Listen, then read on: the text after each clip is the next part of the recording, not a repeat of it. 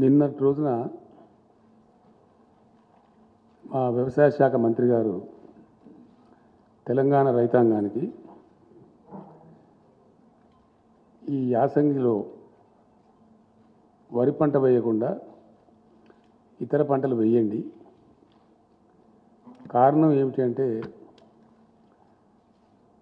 ధాన్యం సేకరణ చేసేటువంటి కేంద్ర ప్రభుత్వం ధాన్యం సేకరణ మేము చెయ్యము అని కరాఖండిగా తేల్చి చెప్తున్నారు కాబట్టి నష్టపోతాము, అట్లా వద్దు అని చెప్పారు. ఇంకొక మాట కూడా సందర్భంలో వారు చాలా స్పష్టంగా చెప్పారు. తెలంగాణ రాష్ట్రం ఏర్పడిన నాడు రైతుల ఆత్మహత్యలు, చాలా కకావికలైనటువంటి వ్యవసాయం, వలసలు, పాలమూరు, నల్లగొండ, మెదక్ జిల్లాల లాంటి ఆనాటి కరువు జిల్లాలుగా గుర్తించిన జిల్లాల నుంచి రైతులు కూడా కూలీ పనుల కోసం హైదరాబాద్ రావటం చాలా దారుణమైన పరిస్థితులు ఉండేవి. టీఆర్ఎస్ పార్టీ ప్రభుత్వం అయిన తర్వాత, రాష్ట్ర సాధన జరిగిన తర్వాత ప్రజలు ఇక్కడ మాకు ఈ రాష్ట్రాన్ని తీర్చిదిద్దేటువంటి అవకాశం అధికారం రూపంలో కట్టబెట్టింది కాబట్టి ఒక స్థిరమైనటువంటి లక్ష్యంతో నిర్ణయాత్మకమైనటువంటి పద్ధతిలో ఈ రాష్ట్రంలో గ్రామీణ ఆర్థిక వ్యవస్థను పరిపుష్టం చేయాలా, అట్లనే వ్యవసాయాన్ని స్థిరీకరించాలి, పల్లెలు చల్లగా ఉండేటట్టు చేయాలి, వృత్తి పని వాళ్ళందరికీ పనులు దొరకాలి అని ఒక అప్రోచ్ని తీసుకున్నాం. స్పష్టమైన పాలసీ. ఆ దిశలో చాలా పటిష్టమైనటువంటి బలమైన అడుగులు కూడా రాష్ట్ర ప్రభుత్వం వేసింది. అందులో మొదలుపెట్టింది అడుగంటిపోయినటువంటి భూగర్భ జలాలు పెంచడానికి, మొత్తం శిథిలమై చిక్కిపోయినటువంటి చెరువులన్నిటి కూడా మిషన్ కాకతీయ పేరు మీద అద్భుతమైనటువంటి చెరువులుగా తీర్చిదిద్దడం జరిగింది. ఇది యావత్ రాష్ట్ర ప్రజానికానికి తెలుసు. ఆ తదనంతరం చాలా అస్తవ్యస్తంగా, లోపభూయిష్టంగా, ఎప్పుడు వస్తుందో ఎప్పుడు పోతుందో తెలియనటువంటి కరెంటును పూర్తిగా సంస్కరించి అనేక పెట్టుబడులు పెట్టి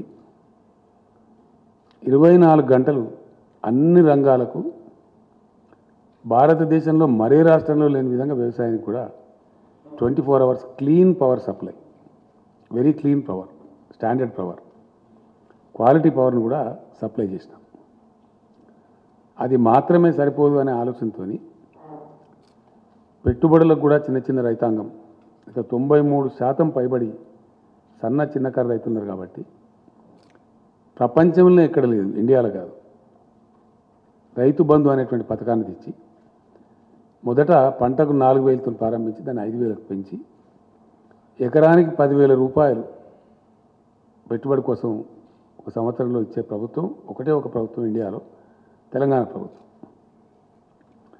అట్లాగే రైతులు చితికిపోయినారు కాబట్టి, బ్రతుకులు ఆగమైనవి కాబట్టి, చిన్న రైతులు పాపం చనిపోతే ఆ కుటుంబాలు రోడ్డున పడతాయి కాబట్టి అక్కడ కూడా ఇబ్బంది రావద్దని చెప్పి దాదాపు 1300-1400 కోట్లు యావత్తు రైతాంగం యొక్క ప్రీమియం కూడా ప్రభుత్వమే చెల్లిస్తూ ఒక పైసా కూడా రైతు మీద భారం లేకుండా రైతు బీమా పథకాన్ని కూడా తెచ్చినాం. ఇది కూడా unique scheme in the world. ఆ రోజు ఆయన ఎల్ఐసి చైర్మన్ గారే చెప్పారు, Telangana state is the largest customer of LIC అని చెప్పి ఆ చైర్మన్ గారే బాహాటంగా హెచ్ఐసిలో సభలో చెప్పినారు. ఇట్లాంటి ఇంకా అనేక చర్యలు. ఆ కాలంలో విత్తనాలు సరిగ్గా దొరికేటివి కావు, విపరీతమైన కల్తీ విత్తనాలు ఉండేవి. మొత్తం భారతదేశంలో కేంద్రాన్ని కొన్ని నెలల పాటు కొట్లాడి ఒప్పించి పీడీ యాక్ట్, కల్తీ విత్తనాల అమ్మిన మీద పీడీ యాక్ట్ ఉన్న ఒకే ఒక రాష్ట్రం తెలంగాణ, ఇండియాలో ఎక్కడ లేదు. అది కూడా మమ్మల్ని చాలా సతాయించింది కేంద్రం అది ఇవ్వమంటే. అనేక నెలలు పోరాటం చేసి కేంద్రాన్ని ఒప్పించి కల్తీ విత్తనాలు అమ్మిన వాళ్ళ మీద పీడీ యాక్ట్ తెచ్చిన ఒకే ఒక రాష్ట్రం ఇండియాలో. ఇది రైతాంగం యొక్క శ్రేయస్సును కోరుకోలేదు. ఎరువులు అసలు దొరికేటి కావు. తెలంగాణ ఏర్పడక ముందు రైతాంగానికి ఎరువులు కావాలంటే రోజుల తరబడి లైన్లలో ఉండటం, అక్కడ గలాటాలు కావటం, చివరికి పోలీస్ స్టేషన్లలో ఎరువు బస్తాలు పెట్టిన అమ్మిన పరిస్థితులు కూడా మనం చూసినాం. రైతులు చూసింది అందరి గమనంలో ఉంది, అందరికి తెలిసిన విషయం. ఆ రోజు మొత్తం వాడినటువంటి ఎరువులలో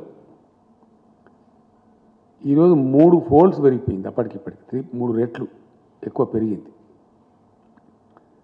దాదాపు 50-55 లక్షల టన్నుల 2 పంటలకు కలిపి ఎరువుల వాడకం జరుగుతూ ఉంది. ఆ రోజు కేవలం 13-14 లక్షలు ఉంటేనే పోలీస్ స్టేషన్లో పెట్టి అమ్మించారు. కానీ కేంద్రాన్ని ఒప్పించి, ఆయన ఇప్పుడు లేరు పాపం, చనిపోయినారు, అనంతకుమార్ గారు అని మినిస్టర్ ఉండేప్పుడు, వాళ్ళని ఒప్పించి మాకు సమ్మర్లో ఇవ్వండి, ఎవరు తీసుకున్నప్పుడు మేము తీసుకుంటామని చెప్పి వాటిని పెట్టడానికి గోడౌన్ కూడా నిర్మాణం చేసి అగమేఘాల మీద అది కూడా పునరుద్ధరించి మంచి విత్తనాలు అందుబాటులోకి తేవడం, ఎరువులు అందుబాటులోకి తేవడం, మిషన్ కాకతీయ ద్వారా చెరువుల పునరుద్ధరణ చేసి భూగర్భ జలాలు పెంచడం, 24 గంటలు క్వాలిటీ పవర్ సప్లై చేయడం, పెట్టుబడికి రైతు బంద్ చేయడం, దురదృష్టవశాత్తు రైతు చనిపోతే రైతు బీమా చేయడం, ఇట్లాంటి చర్యల వల్ల అద్భుతమైనటువంటి వ్యవసాయ స్థిరీకరణ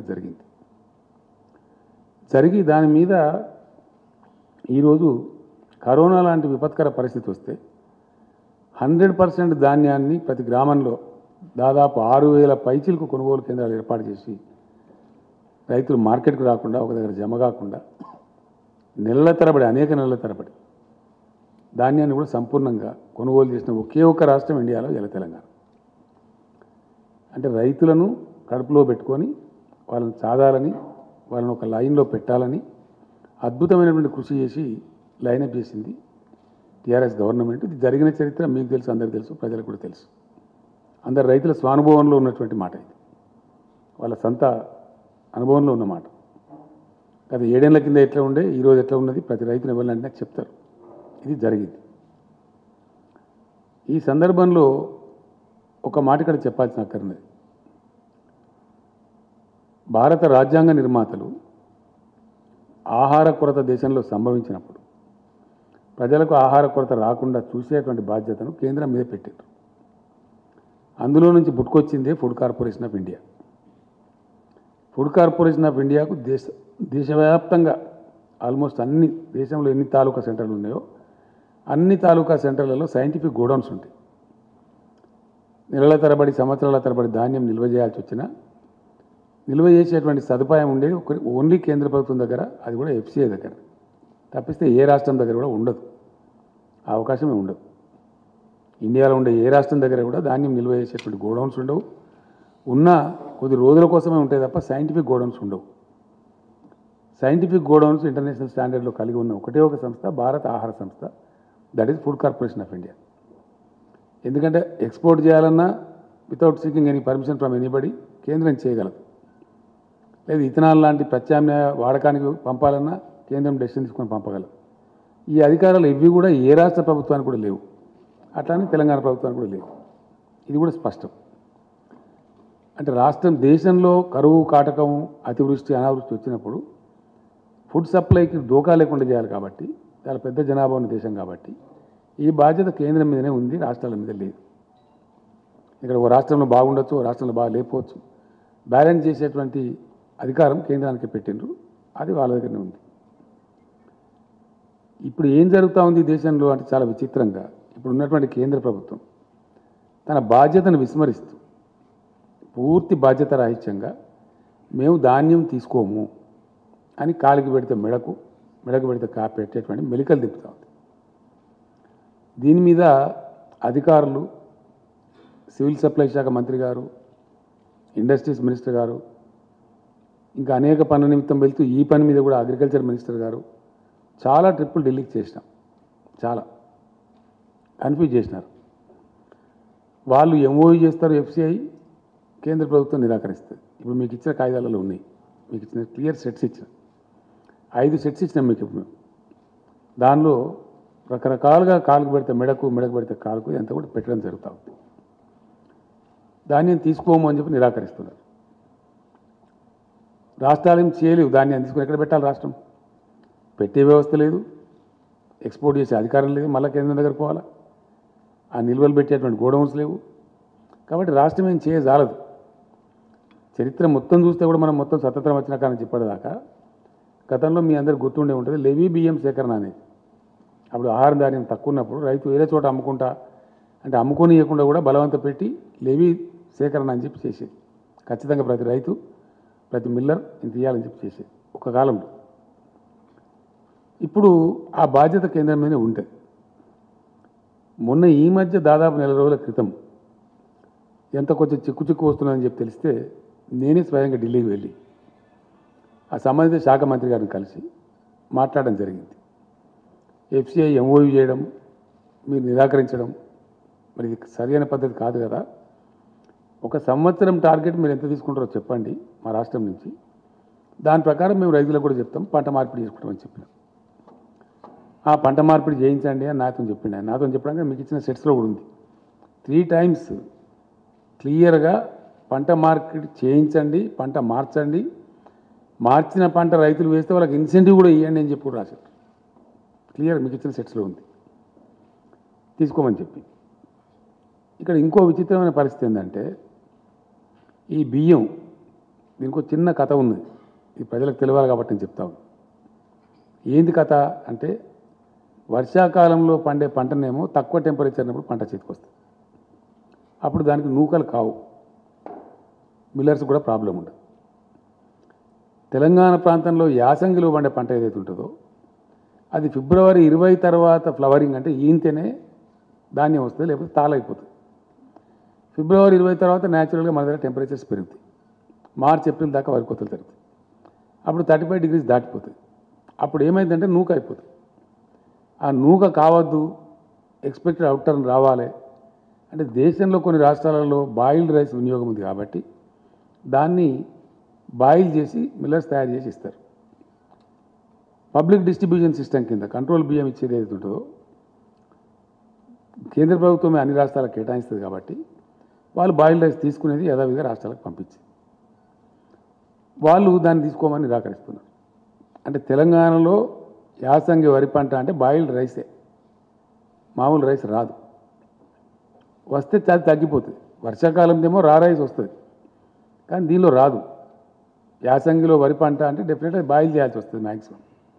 రా రైస్ పడితే ఏమైందంటే నూక ఎక్కువైపోయి బియ్యం % తగ్గిపోయి అది గిట్టుబాటు కాదు, అందువల్ల చెయ్యరు. దాన్ని దృష్టిలో పెట్టుకొని కేంద్రం తీసుకొని అంటున్నది.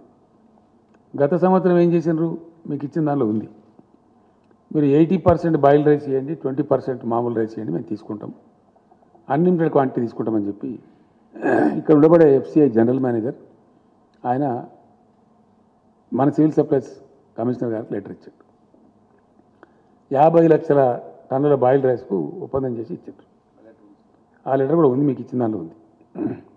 కానీ తీరా అయింది ఒక 24 లక్షల టన్నులు తీసుకొని మిగతాది మేము తీసుకోమని మెలకబెట్టారు. నేను మొన్న వెళ్ళినప్పుడు మీరు తీసుకోమంటే మరి ఇప్పుడు ఏం చేయాలా? ఆ ధాన్యం ఎట్టుకోవాలా? మాకేం వ్యవస్థ లేదు. ఎట్లా ఉంటుంది అంటే మీరు భవిష్యత్తులో మాకు బాయిల్డ్ రైస్ ఇవ్వము అని రాతపూర్వకంగా ఇవ్వండి, ఇన్ రైటింగ్ ఉన్నది, మీకు ఇచ్చిన లెటర్లో ఉంది, ఇన్ రైటింగ్ ఇవ్వండి, ఇస్తేనే మీ దగ్గర ఇప్పుడు ఉన్నది తీసుకుంటాం, లేకపోతే తీసుకో. ఆ విధంగా చెప్పారు. అప్పుడు ఏం చేస్తాం మనం? ఆ రైస్ పోవాలి కదా, అది వేల కోట్ల రూపాయల వ్యవహారం. డబ్బులు మరి పెట్టి రైతులకు డబ్బులు ఇచ్చేసినాం, బ్యాంకులో ఇంట్రెస్ట్ పడతా ఉంటుంది. కాబట్టి దాన్ని ఏం చేసినామంటే రైటింగ్ రాసి ఇచ్చినాం ఆయన బలవంతం. కాబట్టి అక్కడికి ఇంకొక 5 లక్షల టన్నులు తీసుకోలేదు. మొదలు 24 లక్షల టన్నులు, తర్వాత మళ్ళీ 20 లక్షల టన్నులే తీసుకున్నారు. ఇంకొక 5 లక్షల టన్నులు ఇప్పుడు మిగిలింది. ఇది గత యాసంగి వడ్లే, దాని సంగతి ఇంకా తేల్చలేదు కేంద్రం, వాళ్ళ దగ్గర పెండింగ్ ఉంది ఆ ఇష్యూ. నేను చెప్పి వచ్చినా ఆయన మంచిగా పరిశీలించి చేస్తా అని చెప్పిండు, అది అక్కడ పెండింగ్ ఉంది, అదొక భాగం. దాని సంగతి ఏందని తేలదు. రెండవ భాగం, ఈ సంవత్సరానికి ఎంత ఇస్తారో చెప్పండి అని అడిగిన. ఆ టీకా మై బాద్ మే బాత్ కాదు, నేనే ఐసా నహీ హోతా, నేను ఉంటా, నేను ఇదే పనిగా వచ్చిన కాబట్టి నేను రేపు కూడా ఉంటా, మీరు పిలవండి, మీ సెక్రటరీని పిలవండి, మీ ఎఫ్సిఐ వాళ్ళని పిలవండి, అందరి ముందు నేనే ఉండి మాట్లాడతాను చెప్పండి, మాకు స్పష్టమైన అవగాహన కావాలి, కన్ఫ్యూజన్లు పనికిరాదని చెప్పి తెల్లారి సమావేశం పెట్టారు. పెట్టిన తర్వాత మంత్రి ఏమంటారంటే మేము ఇంత తీసుకునే పరిస్థితి లేదు, కాబట్టి ఎంతో కొంత నిర్ణయం చేసి మీకు తెలియజేస్తాం, మీకు కమ్యూనికేట్ చేస్తామని చెప్పారు. ఈ రోజు వరకు ఎంత తీసుకుంటామనేది వాళ్ళు చెప్పలే. ఈ సంవత్సరం పంట యాసంగి పోయిన తర్వాత ఈ సంవత్సరంలో ఈ కాలం ఆ కాలం లేదు. బాయిల్డ్ రైస్ అయితే జీరో, మేము తీసుకో ఒక కేజీ కూడా తీసుకోం. రా రైస్ ఎంత తీసుకుంటాం అది కూడా చెప్పలేదు. ఈ కన్ఫ్యూజన్లో ఏమైంది, వర్షాకాలంలో మన దగ్గర వేసిన పంట 62 లక్షల పైచిలక ఎకరాలలో తెలంగాణలో వరి పంట వేసిండ్రు. కోతలు స్టార్ట్ అయింది. ఇప్పుడు స్టార్ట్ అయిపోయి ధాన్యం వస్తావు. సరే, దానికి కేంద్రం తీసుకుంటామని చెప్పారు, వాళ్ళు ఎంతో కొత్త తీసుకుంటామని. ఎంత తీసుకుంటామని చెప్పలే. ఇప్పటికి ఈరోజు కమ్యూనికేషన్ లేదు. ఇదే తీసుకునే పరిస్థితి లేదు వాళ్ళు చెప్పే ప్రకారంగా. సుమారు 1,70,00,000 దాకా వడ్లు వస్తాయి, 1,10,00,000 దాకా ఇంచుమించుగా రైస్ వస్తాయి. 1,10,00,000 రైస్ ఇప్పుడు వర్షాకాలం పంటనే రెడీగా ఉండి ఏదైతే ధాన్యం మార్కెట్లకు వస్తున్నదో, కొనుగోలు కేంద్రాలకు వస్తున్నదో ఇప్పుడు రెడీగా ఉంది. దాన్ని తీసుకునే దిక్కే లేదు ఇప్పుడు ఇక్కడ. దానికి ఇంకా లెటర్ రాలేదు.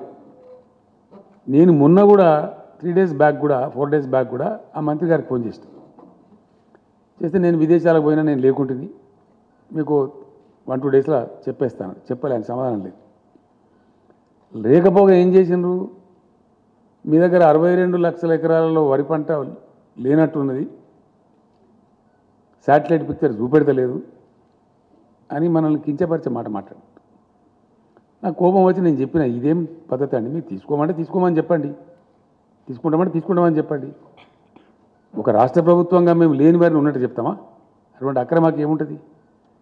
అది ఓను మళ్ళీ మేము రికార్డ్స్ డిజిటలైజ్ చేసినాము, ధరణి పోర్టల్ తెచ్చినాము, ప్లస్ రైతు బంధు డబ్బులు ఇస్తాం. మేము ఏ రైతుకు డబ్బులు ఇస్తున్నాం అనేది మా ఫైనాన్స్ సెక్రటరీ గారు ఇక్కడ హైదరాబాద్లో వేస్తే వాళ్ళ బ్యాంక్ ఖాతాలకు వెళ్ళిపోతున్నాయి. కాబట్టి ఇంత పారదర్శకంగా చేసేదాన్ని మీరు కాదని చెప్తే చాలా టూ మచ్, ఇది కరెక్ట్ కాదు అని కోపానికి వచ్చారు. సరేనండి, మంచిది, మీ వాళ్ళని పంపమంటే మన అగ్రికల్చర్ సెక్రటరీ, మన ఫైనాన్స్ సెక్రటరీ మన ఢిల్లీకి పోయి 3 రోజులు ఉండి వచ్చిండ్రు. దాని మీద ఇప్పుడు ఉలుకు లేదు, పలుకు లేదు. ఇప్పటి సమాధానం రాలే. అంటే 62 లక్షల ఎకరాల్లో వచ్చేటువంటి సుమారు 1,70,00,000 వడ్లదే అతిగతి లేదు. ఇప్పుడు ఇది రెడీగా వచ్చిన పంటది. ఇది ఉన్న యథాతథమైన పరిస్థితి. దీని మీద వాళ్ళు ఎట్లా మాటలు మార్చిండ్రో, ఎట్లా లెటర్లు ఇచ్చిండ్రో, ఇవన్నీ కూడా మీకు నేను 5 sets ఇచ్చిన.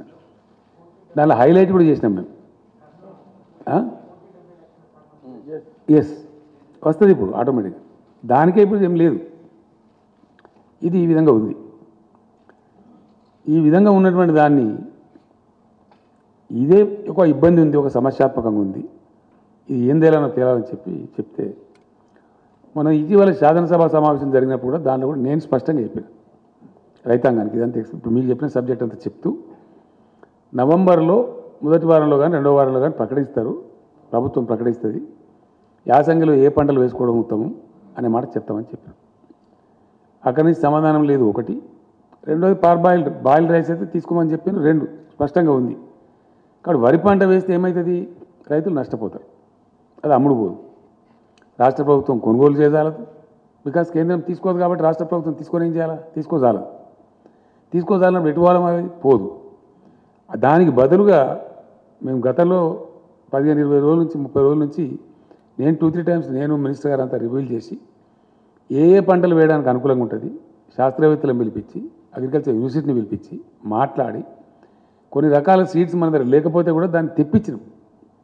ఏ పంటలు అయితే వేయచ్చో, ఏ పంట లాభసాటి ఉంటుందో, నువ్వులు కానీ, ఆవాలు కానీ, మన పలికాయ కానీ, ఇంకా ఇతర దాదాపు 9-10 పంటలని వేదగినటువంటి వరి కంటే మంచి లాభం వచ్చే పంటలు కూడా ఉన్నాయి. మనం ఎందుకంటే కరెంటు తెచ్చినాం, నీళ్లు తెచ్చినాం, భూగర్భ జలాలు పెంచినాం, పెట్టుబడి ఇస్తున్నాం, రైతాంగం చేయడానికి సిద్ధంగా ఉన్నారు, వ్యవసాయ స్థిరీకరణ జరిగింది రాష్ట్రంలో. కాబట్టి మన రైతాంగం నష్టపోవద్దు, రైతాంగాన్ని కాపాడుకోవాలి అని మేము ఇతర పంటలు వేయమని చెప్పాం. నిన్న వ్యవసాయ శాఖ మంత్రి గారు స్టేట్మెంట్ ఇచ్చారు. ఇది ధాన్యం పంట, దాని సేకరణ, దాని చుట్టూ ఉన్నటువంటి విషయం ఒక స్పష్టమైన అవగాహనతోని మేము చెప్పిన రైతులకు ఎందుకు చెడిపోయి ఎటుకాకుండా అయిపోయి గత్తరబిత్తరైపోయి ఆత్మహత్యలు చేసుకొని ఆగమైపోయిన తెలంగాణ రైతాంగాన్ని 7 సంవత్సరాల అవిరళ కృషి ద్వారా అనేక పటిష్టమైన చర్యల ద్వారా ఒక దరికి తెచ్చినాం. డెఫినెట్గా ఇలా గ్రామాలలో సంతోషం ఉన్నది. పంటలు పండుతున్నాయి, మంచిగా అద్భుతమైన పంటలు పండుతున్నాయి, నీళ్లు వస్తున్నాయి. కాకతీయ కెనాల్లో దాదాపు 9 నెలల పాటు నీళ్లు పారే పరిస్థితి కళ్ళారా చూస్తూ ఉన్నాం. ఇతర అనేక ప్రాజెక్టులు పారుతున్నాయి. ఇట్లా చేసి పెండింగ్ ప్రాజెక్టు కంప్లీట్ చేసినాం, కాళేశ్వరం లాంటి పెద్ద ప్రాజెక్టులను కంప్లీట్ చేసినాం. ఇవన్నీ చేసి ఒక స్థిరీకరణ చేసి ఇప్పుడిప్పుడే స్థిరపడి నిలదొక్కుని బ్రహ్మాండంగా రైతాంగం ఒక ఆశావాద దృక్పథం అయిపోతున్నారు. బ్యాంకులలో లోన్లు తీసుకుంటలేరు, తగ్గిపోతూ ఉంది. పెట్టుబడి అందిస్తున్నాం కాబట్టి సకాలంలో టైంలు పోతుంది కాబట్టి చిన్న రైతుకి అయితే బ్యాంకు పోయి లోన్ తీసుకునే అవసరమే లేకుండా పోతూ ఉంది. ఆ రకంగా జరుగుతూ ఉంది. ఈ పరిస్థితి ఈ విధంగా ఉంటే నిన్న మంత్రి గారు స్టేట్మెంట్ ఇస్తే ఈ రాష్ట్ర బీజేపీ అధ్యక్షుడు, దేశాన్ని పరిపాలించేటువంటి బీజేపీ అధ్యక్షుడు చాలా బాధ్యతారహితంగా అసత్యమైనటువంటి విషయాన్ని, పచ్చి అబద్ధాన్ని ఆయన చెప్తున్నాడు. ఏమని చెప్తున్నాడు ఆయన? మీరు రైతులు వరి పంటనే పండించాలి, పండించండి, మెడలు వంచి మేము కొనిపిస్తాం. ఎవరి మెడలు వంచుతాడు ఈయన? ఆయన మెడ వంచుకుంటాడా? కేంద్రం మెడ వంచుతాడా? ఎవరి మెడ వంచుతాడు? ఇంత దురుసుగా ఎట్లా మాట్లాడతారు నాకు అర్థం కాదు. ఏం పద్ధతిలో మాట్లాడతారు? కేంద్ర ప్రభుత్వం ఆర్డర్ ఇస్తుందా మరి? నేను కూడా ఈరోజు చెప్తున్న రైతాంగానికి ఏంటంటే, తెలంగాణలో సామెత ఉంటుందండి, మంది మాటలు పట్టుకొని మారుమానం పోతే మళ్ళొచ్చే వరకు ఇల్లు కాలిపోయింది. ఈ అడ్డదిడ్డం మాట్లాడి, బాధ్యత లేకుండా మాట్లాడి, అనధికారికంగా మాట్లాడి, ఢిల్లీ బీజేపీ ఏమో ఇది చెప్తుంది, ఈ లెటర్లు ఇస్తుంది బాజాప్తా అఫీషియల్గా, గవర్నమెంట్ జరిగే కరస్పాండెన్స్లో లెటర్స్ ఇచ్చి మేము కొనము, బాయిల్డ్ రైస్ అయితే 1 కిలో కూడా తీసుకోము అని వాళ్ళు కండిషన్లు పెట్టి రాసి డబ్బులు పేమెంట్ ఇవ్వకుండా రాష్ట్ర ప్రభుత్వాన్ని సతాయిస్తారు. ఈయన రాష్ట్ర అధ్యక్షుడిగా ఉండి, ఒక పార్లమెంట్ సభ్యుడిగా ఉండి పూర్తి అబద్ధాన్ని, పూర్తి పచ్చి తప్పును, పూర్తి నిర్లక్ష్య వైఖరితో బాధ్యతారాహిత్యంగా ఏది పడితే అది మాట్లాడచ్చు, మాట్లాడగలుగుతాము అనేటువంటి ఒక దీంతో ఆయన మాట్లాడారు. అది పూర్తి తప్పు. ఆయనకు నెత్తి లేదు, నాకు కత్తి లేదు, ఆయనకేమి జిమ్మదారు లేదు, బాధ్యత లేదు. ఈ మాటలు చాలా మాట్లాడుతున్నాడు ఆయన చాలా రోజుల నుంచి. నేను కూడా క్షమిస్తూ వచ్చిన, నా స్థాయి మనిషి కాదు, చిన్నవాడు, పట్టించుకోలేదు. నా మీద వ్యక్తిగతంగా అడదిడంగా మాట్లాడినా పట్టించుకోలేదు. ఏనుగు పోతుంటే ఎన్నికలు మరుగుతాయని చెప్పి వదిలిపెట్టాం. కానీ మరీ టూ మచ్గా బాధ ఎక్కడ కలుగుతుంది? తెలంగాణ రైతులను 7 ఏళ్ల నుంచి మేము కంటికి నిద్ర లేకుండా కాపాడి ఒక స్థాయికి తెచ్చి, వాళ్ళ అప్పులు కట్టిపించి, వాళ్ళని గడ్డకేసి, వాళ్ళు బాగుపడాలని మేము తీసుకొని పోతూ ఉంటే మొత్తం రైతాంగం యొక్క బతుకునే ఆగం చేసే విధంగా బాధ్యత లేకుండా, ఏమో నీకేం కావాలి? రైతులు ధాన్యం పండియాలి, నువ్వు ఢిల్లీలో తీసుకోవు, ఇక్కడ రోడ్ల మీద కూర్చొని ధర్నా చేయాలి, నీ రాజకీయ పబ్బం గడవాలి, అంతే కదా? నేను అనుకున్నది ఏంది? What is that we should understand? ఇలా నేను మాట్లాడాల్సిన అవసరం ఏమొచ్చింది ప్రత్యేకించి? నిన్న అతను స్టేట్మెంట్ ఇచ్చి ఒక కన్ఫ్యూజన్ క్రియేట్ చేసింది కాబట్టి డెఫినెట్లీ నేను రైతాంగానికి చెప్తా ఉన్నా, ఈ సొల్లు కబుర్లు నమ్మి, ఈ పనికి మాలిన మాటలు నమ్మి వరి పంట కనుక వేస్తే దెబ్బ తింటాము. ఇక తెలంగాణలో ఉండేటువంటి వాతావరణ పరిస్థితుల వల్ల యాసంగిలో వరి పంట మనకు క్షేమదాయకం కాదు. తీసుకునేటువంటి కేంద్రం చేతులు ఎత్తేస్తూ ఉంది, మేము తీసుకోమని నిరాకరిస్తూ ఉంది. కేంద్రం మొదటి నుంచి కూడా ఆనాటి నుంచి ఈనాటిదాకా రైతు వ్యతిరేకంగా పోతూ ఉంది. రైతు ప్రయోజనాలను కార్పొరేట్లకు అప్పచెప్తా ఉంది. సంవత్సర కాలం నుంచి ఢిల్లీలో రైతులు ధర్నాలు చేస్తూ ఉన్నారు, ఉద్యమాలు చేస్తూ ఉన్నారు, రైతుల మీద కార్లెక్కించి చంపుతా ఉన్నారు, రైతులను కొట్టుమని ప్రోవోక్ చేసి చెప్తా ఉన్నారు ముఖ్యమంత్రి స్థాయిలో ఉండే వ్యక్తులు. కేంద్ర మంత్రులు కార్లెక్కించి చంపుతారు, ముఖ్యమంత్రులేమో దాడి చేయమని చెప్తారు. అంటే ఎంత దూరమైనా పోయి రైతులను వీళ్ళు తొక్కివేసి అణిసివేసే పరిస్థితులు ఉన్నారు కాబట్టి వాళ్ళ వైఖరి స్పష్టంగా తెలుస్తున్నది. కాబట్టి రేపు మనకు కూడా ఇదే పరిస్థితి సంభవిస్తుందని చెప్పి నిన్న మంత్రి గారు చాలా బాధ్యతతోని చాలా స్పష్టంగా రైతులను కాపాడుకోవాలనే ఉద్దేశంతో ఇంత దూరం తీసుకొచ్చి, ఇంత మంచి పెట్టుబడి ఇచ్చి, కరెంట్ ఇచ్చి, మాకేమో బాధ్యత ఉంది. ఈ రాష్ట్రాన్ని తెచ్చినాం, మేము రైతాంగాన్ని ఒక దరికి తెచ్చినాం, వ్యవసాయాన్ని ఒక దరికి తెచ్చినాం. ఇలా సంతోషంతో ముఖాలు వెలుగుతున్నాయి. కాబట్టి 7 ఏళ్ళు చాలా మేము సహనంతో ఉన్నాం. వీళ్ళు అడ్డదిడ్డంగా మాట్లాడినా, పిచ్చి పిచ్చిగా మాట్లాడినా, అహంకారపూరితంగా మాట్లాడినా, చాలా దురుసుగా మాట్లాడినా, వాళ్ళ స్థాయిని మించి మాట్లాడినా క్షమించినాం, ఊరుకున్న మేము వదిలిపెట్టినాం. కానీ రైతాంగం జీవితంతోనే ఆడుకుంటాము మా చిల్లర రాజకీయాల కోసం. తెలంగాణ రైతులు ఏమైనా పర్వాలేదు, పంట పండించి వాళ్ళు మునిగినా పర్వాలేదు, కానీ మేము మాత్రం సొల్లు పురాణం మాట్లాడుతూనే ఉంటాం, అడ్డం పొడుగు మాట్లాడుతూనే ఉంటాం అనే పద్ధతిలో మాట్లాడింది. కాబట్టి నేను ఇలా రియాక్ట్ అయ్యి ఇది చెప్పాల్సి వస్తున్నది. రైతాంగాన్ని హెచ్చరించుకోవాలి, రైతాంగాన్ని కాపాడాలి కాబట్టి చెప్తా ఉన్నాను. డెఫినెట్లీ 100% వీళ్ళు చెప్పేది తప్పు. మొత్తం ఇంకొక విషయం కూడా ఇక్కడ స్పష్టంగా చెప్పాల్సిన అవసరం ఉంది. ఇది వ్యవసాయానికి సంబంధించి. ఎస్, డెఫినెట్గా నేను రైతులకు మనవి చేస్తూ ఉన్నా. 7 ఏళ్ళు మిమ్మల్ని కాపాడింది ఎవరో మీకు తెలుసు, మీకు మంచి కరెంట్ ఇచ్చేది ఎవరో మీకు తెలుసు, ఎరువులు సప్లై ఎట్లా జరుగుతుందో మీకు తెలుసు, మీకు ఇలా ధాన్యం అక్కరపడ్డప్పుడు ఎట్లా కొనుగోలు చేసినామో మీకు తెలుసు. మీరు నష్టపోవద్దని, మీకు ఇబ్బంది కావద్దని, మీరు మునిగిపోవద్దని, అనవసరంగా కేంద్రం కొన్నటువంటి ధాన్యాన్ని పండించి దెబ్బతినవద్దని, మళ్ళా తెలంగాణ రైతులకు దుస్థితి రావద్దని మేము ఈ మాట చెప్పినాం. నిన్న మంత్రి గారు చెప్పిన మాట ఎందుకు చెప్పిండు ఆయన? అక్కడి నుంచి జవాబు లేదు. వర్షాకాలం పంటకే తీసుకున్నారా తెలియదు. అయినా మేము కొనుగోలు కేంద్రాలు ప్రారంభించినాం. ఎట్లనే చేసి ఫైట్ చేద్దాం, కాదంటే ఇంకేదైనా చేద్దాం, కానీ రైతులు మాత్రం నష్టపోనియద్దు. ఈ వర్షాకాలంలో వండిన పంట కొననైతే కొందాం, తర్వాత చూద్దామని చెప్పి ధైర్యం చేసి మేము కొనుగోలు కేంద్రాలు స్టార్ట్ చేస్తాం. కొనుగోలు కేంద్రాలు పెట్టాలని ధర్నా చేస్తారు వీళ్ళే, ఎక్కువ పెట్టాలని చెప్పి. ఢిల్లీలో ధాన్యం కొనరు వీళ్ళే. మళ్ళీ ఇప్పుడు యాసంగిలో పంట ఏమని చెప్పి బాధ్యతారహితంగా చెప్తారు వీళ్ళే. అంటే ఏంది ఇది? దీన్ని ఎట్లా అర్థం చేసుకోవాలా? ఇది బాధ్యత కలిగిన ముచ్చటేనా మాట్లాడేది? ప్రతి విషయంలో కూడా ఇదే మోసం, ప్రతి మాటలో కూడా ఇదే ఒక అహంకారంతో కూడుకుని ముచ్చట. చాలా చూసినాం ఇట్లా. పెట్రోల్ డీజిల్ ధరలున్నాయండి. పెట్రోల్ డీజిల్ ధరలు అద్భుతమైనటువంటి పద్ధతిలో అబద్ధం చెప్పింది కేంద్ర ప్రభుత్వం. ఎస్, 14లో వీళ్ళు అధికారానికి వచ్చిన నాడు క్రూడ్ ఆయిల్ ధర ఇంటర్నేషనల్ మార్కెట్లో $105.52 ఉంది, US డాలర్స్, $105 $0.52. ఇవాళ క్రూడ్ ఆయిల్ ధర $83 ఉంది. బీజేపీ అధికారంలోకి వచ్చిన 2014 నుంచి నేటి వరకు ఏ ఒక్క సంవత్సరం కూడా 105 మించి పోలే. $105 దాటలే ధర. మనందరికీ తెలిసి మనం వార్తలు చూసినాం. ఆయిల్ ప్రైజెస్ క్రాష్ అయిపోయి $30 పోయింది ఒకసారి, అయితే $30 పోయింది. బ్రెజిల్ దేశం దెబ్బతిన్నది, రష్యా ఎకానమీ దెబ్బతిన్నది, అవన్నీ కూడా మనం చూసినాం. అయినా వీళ్ళు అంతర్జాతీయ విపణిలో పెరిగింది అని అబద్ధం చెప్పి మోసం చేసి 2 మోసాలు చేసిండ్రు కేంద్ర ప్రభుత్వం. ఒకటి, పెరగని అంతర్జాతీయ ధరలు పెరిగినాయి అని అబద్ధం చెప్పింది ప్రజలకు, దేశానికి. నెంబర్ 1.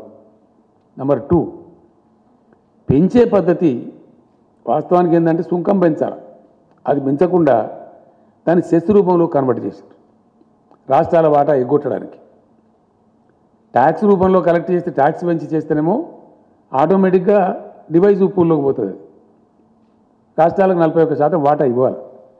రాష్ట్రాల వాటా ఎగ్గొడుతూ, రాష్ట్రాల నోరు కొడుతూ దాని పేరు సెస్ కింద మార్చి సెస్ వసూలు మొదలుపెట్టారు. లక్షల కోట్ల రూపాయలు, అనేక లక్షల కోట్ల రూపాయలు. ఇలా ఏపీ చీఫ్ మినిస్టర్ గారు అయితే పేపర్లో ఒక అడ్వర్టైజ్మెంట్ ఇచ్చిండ్రు. చేసి ఏం చేసిండ్రు? భయంకరంగా పెంచేసిండ్రు. ఆ రోజు $77 పెట్రోల్ ధర ఉంటే $114.49 చేసిండ్రు. $77 నుంచి $114 చేసింది పెట్రోల్ ధర.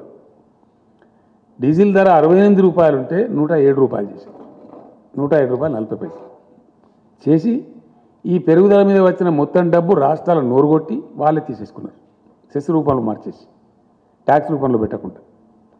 ఇటు రైతులకు, ప్రజలకు మోసం, ప్రజల మీద భారం వేయడం, అబద్ధాలు చెప్పి వేయడం, అంతర్జాతీయ మార్కెట్లో పెరగకపోయినా కానీ పెరిగిందని చెప్పడం, పచ్చి తప్పు, పచ్చి మోసం, ప్రజలను మోసగించడం.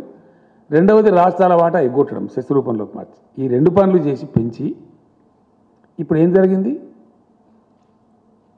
మన జరిగిన ఉప ఎన్నికలలో ప్రజలు తీవ్రంగా రియాక్ట్ అయ్యారు, కొట్టిండ్రు. ఇప్పుడు 4 రాష్ట్రాల ఎన్నికల్ని అక్కడి కోసం కంటి తుడుపు చర్య కింద, ఐవాష్ కింద ఒక $5 పెట్రోల్ మీద, డీజిల్ మీద ఎంత $10 తగ్గించి, ఇదేదో మేము ఘనకార్యం చేసినాం, పెంచింది కొండంతా, తగ్గించింది పిసరంత. కొండంత పెంచి పిసరంత తగ్గించి ఇంకా ఈ గొప్పతనానికి మేము చేసిన గొప్పతనానికి మేము చేసిన మోసానికి మీరు రాష్ట్రాలు కూడా తగ్గించండి. మేము ధర్నాలు చేస్తాం. ఎవరు ధర్నా చేయాలా? ధర్నా మీరు చేయన్నా మేము చేయన్నా? నేను ఇప్పుడు డిమాండ్ చేస్తా ఉన్నా కేంద్ర ప్రభుత్వాన్ని, ఈ రాష్ట్ర బీజేపీ సెస్ విత్డ్రా చేసుకోండి మొత్తం. కమాన్ విత్డ్రా సెస్. 105 రూపాయలు దాటనే లేదు. ప్రజల మీద భారం వేయొద్దంటే, మీకు ప్రజల మీద ప్రేమ ఉంటే డెఫినెట్గా మీరు 77 రూపాయలకి పెట్రోల్ ఇచ్చేయాలి. 2014 రేట్కి ఇవ్వచ్చు. పెరగలే, మీరు పెంచారు. ప్రజల మీద మీరు భారం వేశారు. సైమల్టేనియస్లీ రాష్ట్రం ఒక పైసా పెంచలే. ఆనాడు ఎంత ఉందో మేము అధికారంలోకి వచ్చినాడు వ్యాట్ మేము పెంచగలిగే ఒక వ్యాటే. వ్యాట్లో మేము ఒక నయా పైసా, రూపాయి కాదు నయా పైసా కూడా పెంచలేదు. పక్కనున్న ఏపీ అన్న కనీసం వాళ్ళు రోడ్డు సెస్ అని చెప్పి ఒక రూపాయి తీసుకుంటారు, కానీ మేము రూపాయి కాదు పైసా కూడా తీసుకోలేదు. ఒకటి మీరు పెంచిండ్రు, 2 మేము రాష్ట్రం పెంచలే.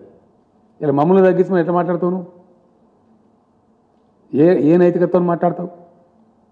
అంటే అడ్డం పొడువు ఇష్టం వచ్చినట్టు నోటికి వచ్చినట్టు ఏదైనా సరే మాట్లాడచ్చని చెప్పి ఒక అహంకారంతో మాట్లాడుతూ మితిమీరి అతిమీరి అడ్డదిడ్డంగా మాట్లాడుతూ ఉన్నారు. నేను ఇక్కడ ఒకటే మాట మనం చేసేది ఏంటంటే, నన్ను వ్యక్తిగతంగా నిందించినా నేను పడ్డా. ఇదే రాష్ట్ర బీజేపీ అధ్యక్షుడు చాలా చిల్లరగా, చాలా నీచంగా, చాలా దారుణంగా కేసీఆర్ను జైలుకు పంపిస్తాం, మా వ్యూహం మాకుంది, మా జాతీయ అధ్యక్షుడు చెప్పిండు నాకు అని బహిరంగ ప్రకటనలు చేసిండు. అయినా మేము కేర్ చేయలే. ఏనుగోంగా ఎన్ని కుక్కలు మరుగుతాయి అనుకుని నన్ను జైలుకు పంపిస్తావాను? బలుపా? అహంకారమా? ఏం కన్ను నెత్తికొచ్చినాయా? ఎవరితో మాట్లాడుతున్నావు నువ్వు?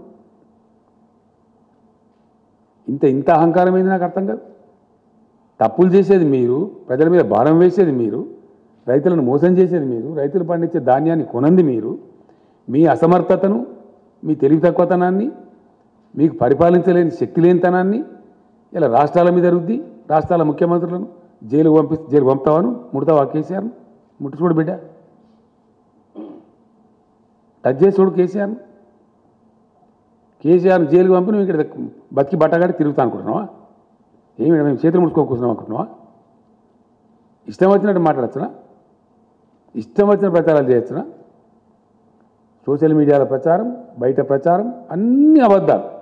అన్నిటికన్నీ మేము డబ్బులు ఇస్తే మేము డైవర్ట్ చేసినట్టు మాట్లాడడం. ఇచ్చిన డబ్బులు మిమ్మల్ని జాదే తెలంగాణ అయ్యాల.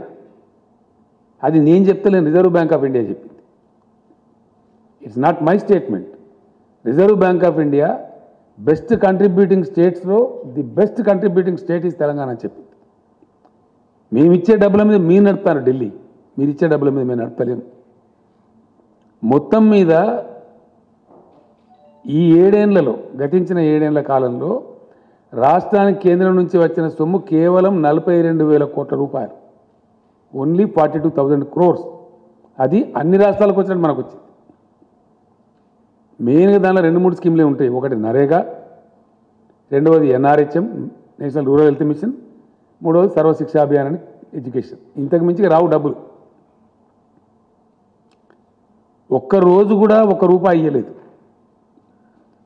స్టేట్ రీఆర్గనైజేషన్ చట్టం ఏదైతే ఉందో ఆ చట్టం ప్రకారంగా 450 కోట్లు మనకు రావాలి. BRGF funds, backward region development funds ఎగ్గొట్టిండ్రు. అవి తీసుకొని రారు వీళ్ళు, మాట్లాడరు, దాని గురించి మాట్లాడరు. మంత్రుల మీద, ముఖ్యమంత్రి మీద పెద్దంతరం చిన్నంతరం లేకుండా కళ్ళు నెత్తికెక్కి ఎంత పడితే అంత మాట్లాడి, మేము ఎందుకంటే రాష్ట్రం కొత్తగా తెచ్చుకున్నాం, ఎందుకు మనకు పెద్ద కేంద్రంతో అంత పెద్ద అప్ఫ్రంట్ కన్ఫ్రంటేషన్ ఎందుకు, ఒక పద్ధతిగా రాష్ట్రాన్ని సెటిల్ చేసుకుందామని మేము ఓపిక వహించి, సంయమనం వహించి, కేంద్రం సహకరించకున్నా 5 సంవత్సరాలు హైకోర్టు విభజన చేయలే. ఎందుకు చేయలేదు నేను అడుగుతా ఉన్నా? ఏం కారణం చేసి చేయలేదు? మీది అసమర్థ ప్రభుత్వం కాదా? Why did not you separate the high court for 5 long years? What was the intention behind it? రాష్ట్రం వస్తుంది, రాష్ట్రానికి నీళ్ళ వాటర్ రావాలి. మేము అడిగినాం, కేంద్ర ప్రభుత్వాన్ని అడిగే అధికారం మాకు ఉంది కాబట్టి అడిగినాం. సెక్షన్ 3 కింద ట్రిబ్యునల్కి రిఫర్ చేయండి మాకు వాటా తేల్చాలని చెప్తే ఈరోజు తేల్చారు. ఏం కారణం? మీ అసమర్థతనా, మీ అవివేకమా, మీ తెలివి తక్కువతనమా, మీ చేతగాంతనమా? అది చేత కాదు మీకు, అది మాట్లాడేది లేదు. బీఆర్జీఎఫ్ ఫండ్స్ 450 కోట్లు రావాలి, దాని గురించి మాట్లాడేది లేదు. చట్టం ఉంది, నవోదయ పాఠశాలల చట్టం ఉంది. ఇప్పటికీ 50 దరఖాస్తులు ఇచ్చిన ప్రధానమంత్రికి నేను 50. కొత్త జిల్లాకు ఒక నవోదయ పాఠశాల పెట్టి తీరవాలే కేంద్ర ప్రభుత్వం అని చట్టం ఉంది. ఇది యాక్ట్ ఉందండి, మీరు యాక్ట్ కింద మాకు ఇవ్వాలి ధర్మం అని చెప్పి కొత్త జిల్లాలకు నవోదయ పాఠశాల ఇవ్వమంటే ఒక్కటి కూడా ఇవ్వలే. నో. 157 కళాశాలలు, మెడికల్ కళాశాలలు మంజూరు చేస్తే తెలంగాణకు ఒకటి ఇవ్వలే. Not even one. ఎలా ఉన్నారు ఈ బీజేపీ నాయకులు? ఇక్కడ నుంచి ఉన్న కేంద్ర మంత్రి ఎక్కడ వండుకున్నాడు? ఇక్కడ నుంచి ఉన్న ఎంపీలు ఎక్కడ వండుకున్నారు? What is your answer? First దీనికి సమాధానం చెప్పు. ఇప్పుడు మేం పెడతాం ధర్నాలుగా. ఎస్, ఉత్తర భారతంలో రైతులు ఎవరైతే కొట్లాడుతున్నారో వాళ్ళకి అండగా నిలుస్తాం. రైతు వ్యతిరేక చట్టాలు మొత్తం విత్డ్రా చేసుకోవాలి, ధర్నా చేస్తాం. డెఫినెట్గా సీరియస్గా కొట్లాడతాం. పెట్రోల్ మీద పెంచినటువంటి సెస్సులు పెట్రోల్ డీజిల్ మీద వెంటనే విరమించుకోవాలి. మిమ్మల్ని పండనీయం నిల్వనీయం. తెలంగాణలో పండించే వరి ధాన్యాన్ని పూర్తిగా కొనుగోలు చేయాలి. దమ్ముంటే ఈ రాష్ట్ర అధ్యక్షుడు నోటి మాటలు సొల్లు పురాణాలు మాట్లాడడం కాదు, పోయి తీసుకొని రా ఆర్డర్ను, నేను నిలబడేపిస్తా వరిధాన్యం. 70-80 లక్షలలో ఇప్పుడు వరిధాన్యం వేసే అవకాశం ఉంది తెలంగాణకు. అద్భుతమైన ఉత్పత్తి వస్తూ ఉంది. రైస్ మిల్లర్లు కూడా వాళ్ళ కెపాసిటీ పెంచుకున్నారు. తీసుకురా నువ్వు ఆర్డర్. నువ్వు కేంద్రం వడ్డు తీసుకుంటా అంటే కేసీఆర్ వద్దంటుండా? ఏం చెప్తున్నావు నువ్వు? ఎంత బాధ్యతారహితంగా మాట్లాడుతున్నావు? నువ్వు మాట్లాడవచ్చునా? అట్లా మాట్లాడి తిరుగుతా అనుకుంటున్నావు తెలంగాణలో? కేసీఆర్ బతుకుండగానే తెలంగాణ రైతులు నాగం చేస్తావా నీ సొల్లు పురాణంతో? చేయగలుగుతావా? దా, నువ్వు కొంటాను నిన్న మాట్లాడినావు కదా, మెడలు వంచుతాను. నీ మెడలు నేను వంచాను. మరి నీ మెడలు వంచులుగా ఇరుస్తాం. దమన ఒక రైతు ధాన్యం తీసుకోకపోతే తెస్తావా ఆర్డర్? నీ పార్టీ అధికారం ఉంది కదా ఢిల్లీలో, తీసుకొని రా. వారం లోపల తీసుకురా. అడ్డం పొడుగు మాట్లాడడం కాదు కదా. నీకు దమ్ముంటే నిన్న రాత్రి కూడా మాట్లాడాను నేను. ఒకవైపునేమో పంటల మార్పిడి చేయించండి, వరిధాన్యం వేయించకండి అని రాతపూర్వకం ఇస్తారు, మీకు ఇచ్చిన సెట్లలో ఉంది. దయచేసి మీరు చూడండి అది. ఆన్ ద అదర్ హ్యాండ్ వరిధాన్యం వేయమంటావు నువ్వు అంటావు. ఢిల్లీ బీజేపీ వరిధాన్యం వేయొద్దంటది, ఇక్కడ సిల్లీ బీజేపీ వరిధాన్యం వేయాలంట. ఏది కరెక్టు? ఢిల్లీ బీజేపీ కరెక్టా, ఇక్కడ సిల్లీ బీజేపీ కరెక్టా? What is right? నేను మాట్లాడినా వ్యవసాయ శాఖ మంత్రి గారు, నేను కూర్చొని ఇది ఏం స్టేట్మెంట్ అని నాకు అర్థం కాదు. ఈ దరిద్రుడు ఇట్లా ఇచ్చాడు, ఇంకేమైనా బాధ్యత ఉందా, బరువు ఉందా, అసలు ఏం నాకు అర్థం కాదు తమాషా అని చెప్పి అడిగితే మాట్లాడితే నేను కేంద్ర మంత్రిని అడిగినాను నిన్న. ఏమండి మరి నువ్వు నాకు స్వయంగా ఇట్లా చెప్పినావు, మార్చమని చెప్పినావు, నాతో రాయించుకున్నావు, బాయిల్డ్ రైస్ 1 కిలో కూడా ఇయ్యమని చెప్పి ఇంకో 5 లక్షలు నిజంగా పెండింగ్ పెట్టుకున్నావు. ఈ సంవత్సరం టార్గెట్ ఇవ్వమంటే ఇస్తలేవు, ఇంకా తెలుస్తలేదు. మరి మీ అధ్యక్షుడు వరి మాత్రమే పండించండి, ఎట్లా కొనరో చూస్తాం. ఎవరు కొంటారు? నువ్వా నేను కొనేదని అడిగినా. నేను ఐసా కైసా బోల్తే బోలే. ఇలా పేపర్లలో వస్తే తెప్పించుకొని చూడమని చెప్పింది. ఎలక్ట్రానిక్ మీడియాలో ఆల్రెడీ వచ్చింది, నువ్వు తెప్పించుకొని చూడు, పేపర్లు తెప్పించుకొని వెళ్ళా, మీ ఇంటెలిజెన్స్ ద్వారా తెప్పించుకోండి ఏం మాట్లాడిండో అని అడిగినాం. నేనేమంటున్నా అంటే నువ్వు తీసుకురా, ఆర్డర్ తీసుకురా. కేంద్రం కొంటాను నేను వద్దంటున్నా. యాసంగిలో వరి పెట్టుకునే అవకాశం డిసెంబర్ ఎండింగ్ దాకా ఉంటుంది. నేను తెలంగాణ రైతాంగానికి ఒకటే మనవి చేస్తా ఉన్నా, డిసెంబర్ చివరి దాకా కూడా మనం వరి ధాన్యం పెట్టుకోవచ్చు. ఈ సిల్లీ బీజేపీ, దొంగ బీజేపీ ఆర్డర్ ఇస్తుందా? ఈ ఆర్డర్ తీసుకురా. 1.5 కోటి టన్నులు తీసుకుంటాం బాయిల్ రైస్ అని చెప్పి తీసుకురా. మొత్తం నేనే సీడ్ సప్లై చేయించి బ్రహ్మాండంగా నేనే పంట వేపిస్తాను నిలబడి. అన్ని జిల్లాల మంత్రులు ఎమ్మెల్యేలు నిలబడి బ్రహ్మాండంగా పొలాలు చేపిస్తాం. కావాల్సినంత పట్టేంత వాటర్ అనేది ఫుల్ పవర్ సప్లై చేస్తున్నాం, పెట్టుబడి ఇస్తున్నాం రైతాంగానికి. మేమే వేయిస్తాం మరి పంట, తీసుకురాను అంటే ఏమన్నట్టు? ఇది బాధ్యతారహితంగా ఇష్టం వచ్చినట్టు సొల్లు పురాణం మాట్లాడుకుంటా, అబద్ధాలు ప్రచారం చేసుకుంటా మేము ఇట్లా తిరుగుతామంటే ఇప్పటిదాకా చెల్లింది. But now you will face. వర్షాకాలం ధాన్యం తీసుకునేదాకా నిద్ర పోనీయం, యాసంగి పక్కకు పెట్టు. కేంద్ర ప్రభుత్వాన్ని నిద్ర పోనీయం, ఇక్కడ వీళ్ళని కూడా తిరగనీయం బజార్ మీద. మేం చేస్తాం ధర్నా. మీ ధర్నా సంగతి ఏందో, మెడలు ఎవరి వంచాను, నీ వంచాను, నా వంచాను, ఎవరి వంచాను, ఏ ప్రభుత్వాన్ని వంచాను, ప్రజల ముందు పెడతాం బజార్లో. చాలా ఇష్యూలున్నాయి, ఇంకా చాలా అనేకమైన ఇష్యూల్ని. ఇన్ని రోజుల ఎందుకన్నా మేము ఒక మర్యాదగా పద్ధతిగా కొత్త రాష్ట్రం కాబట్టి దీన్ని సెటిల్ చేసుకుందాం అని చెప్పినాం. అన్ని ఉల్టా పల్టా మాట్లాడతారు, ప్రతి విషయానికి ఉల్టా పల్టా మాట్లాడతారు, ప్రతి విషయానికి అబద్ధాలు చెప్పడం. మీకు చేత కాదు, మీరేం చేయలే. మేము కమిట్మెంట్ ఉన్నవాళ్ళు, మీ రాష్ట్రం తెచ్చిన వాళ్ళు. ఎస్, మేము దళిత బంధు పథకం తెచ్చినాం, 100కు 100% దాన్ని అమలు చేస్తాం. మాకు చిత్తశుద్ధి ఉంది. It's our agenda. స్పష్టంగా చెప్పిన ఉప ఎన్నిక రాగానే దొంగ మాటలు మాట్లాడడం, అబద్ధాలు చెప్పడం, సోషల్ మీడియాలో ఇష్టం వచ్చినట్టు అవాకులు చెవాకులు పెరగడం, ఇష్టం వచ్చిన పద్ధతులు ఎవరం పడితే వాళ్ళు ఏది పడితే అది మాట్లాడడం, ప్రజలను తప్పుదారి పట్టేయడం. ఇన్ని రోజులు మీ ఆటలు చెల్లినవి బిడ్డ. మీ నోటికొచ్చినట్టు కూర్చున్నారు కారుకూతలు. దళితుల కోసం గిరిజనుల కోసం పెట్టినటువంటి ఆట్రాసిటీ చట్టాన్ని పట్టుకొని ఒక విధవ లొటపీస్ చట్టం ఉంటాడు. ఎవరు లొటపీస్? చట్టాలు గౌరవం లేదు, కోర్టు గౌరవం లేదు, దళిత గిరిజన ప్రజలంటే భయం లేదు మీకు. ఏం తమాషా చేస్తున్నారా ఈ రాష్ట్రంలో? ఏమో మీ అరాచకమా? ఏం చేసింది మీరు? ఏ వర్గం ప్రజలు చేసినారు? మీ 7 ఏళ్ల పరిపాలన ఈ దేశానికి ఒరగబెట్టింది ఏంటి? ఒక్క మంచి పని ఉందా మీ కేంద్రం చేసిన, ప్రభుత్వం చేసిన మంచి పని ఒక్కటి? మీరు దళితులకు చేసిండ్రా, గిరిజనులకు చేసిండ్రా, బీసీలకు చేసిండ్రా, రైతులకు చేసిండ్రా, నిరుద్యోగ యువకులకు చేసిండ్రా? ఒక్క మాట మీద నిలబడ్డరా? 15 లక్షలు ఇస్తామని ఇచ్చిండ్రా? 2 కోట్ల ఉద్యోగాలు ఇస్తామని ఇచ్చిండ్రా? Yes, I'm questioning. As a party president, as a chief minister, I'm questioning. ఏ మాట మీద నిలబడ్డారు మీరు? సందర్భం వచ్చినప్పుడల్లా భావోద్వేగాలు రెచ్చగొట్టడం. అయితే అంతర్జాతీయ సరిహద్దు భావోద్వేగాలు రెచ్చగొట్టాలి, లేకపోతే మతపరమైన భావోద్వేగాలు రెచ్చగొట్టాలి, ఓట్లు దండుకోవాలి. ఇదా రాజకీయం? ప్రజలతో తిరగాటమాడే పద్ధతి ఇదా? ఇలా మొత్తం నాశనం పట్టిన దేశాన్ని, దేశ జీడిపి మంట కలిసిపోయింది, ఫుడ్ సెక్యూరిటీ నాశనం అయిపోయింది. నేపాల్ కన్నా, బంగ్లాదేశ్ కన్నా, పాకిస్తాన్ కన్నా తక్కువ ఉంటుందా ఇండియా జీడిపి? ఎవరి ఘనకార్యం ఇది? ఎవరి తప్పిది? మీకు చేతగాక, వ్యవహారం చేయరాక, అడ్డగోలు ట్యాక్సులు పెంచి ప్రజల మీద భారం పెంచుకుంటా, మొత్తం ప్రభుత్వ రంగ సంస్థలను ఊడబీకి ప్రైవేటైజ్ చేసి, ఎంత అద్భుతమైన సంస్థనండి ఎల్ఐసి లాంటి సంస్థను ఎందుకు ప్రైవేటీకరించాలా? కేంద్ర ప్రభుత్వానికే 30-40 లక్షల కోట్లు ఇస్తారు వాళ్ళు డబ్బులు, మీ బడ్జెట్లో బాగా ఉంటుంది అది. అటువంటి బ్రహ్మాండమైన సంస్థలను నిర్వీర్యం చేసుకుంటూ మీరు మాట్లాడే ఎన్ని రకాల ఒత్తిడి పెడుతున్నారు రాష్ట్ర ప్రభుత్వాలను మీరు? ప్రతి బావి కాడ, రైతు కాడ మీటర్ పెట్టమని చెప్తున్నారు. నేను రెసిస్ట్ చేస్తా ఉన్నాను, నేను పోరాటం చేస్తా ఉన్నాను 2 సంవత్సరాల నుంచి. ఎందుకు పెట్టాలి? మా రైతాంగాన్ని మేము ఫ్రీగా ఇచ్చుకుంటాం, డబ్బులు మేము కట్టుకుంటాం, బిల్స్ మేము పే చేస్తామంటే కూడా నో పెట్టాలి.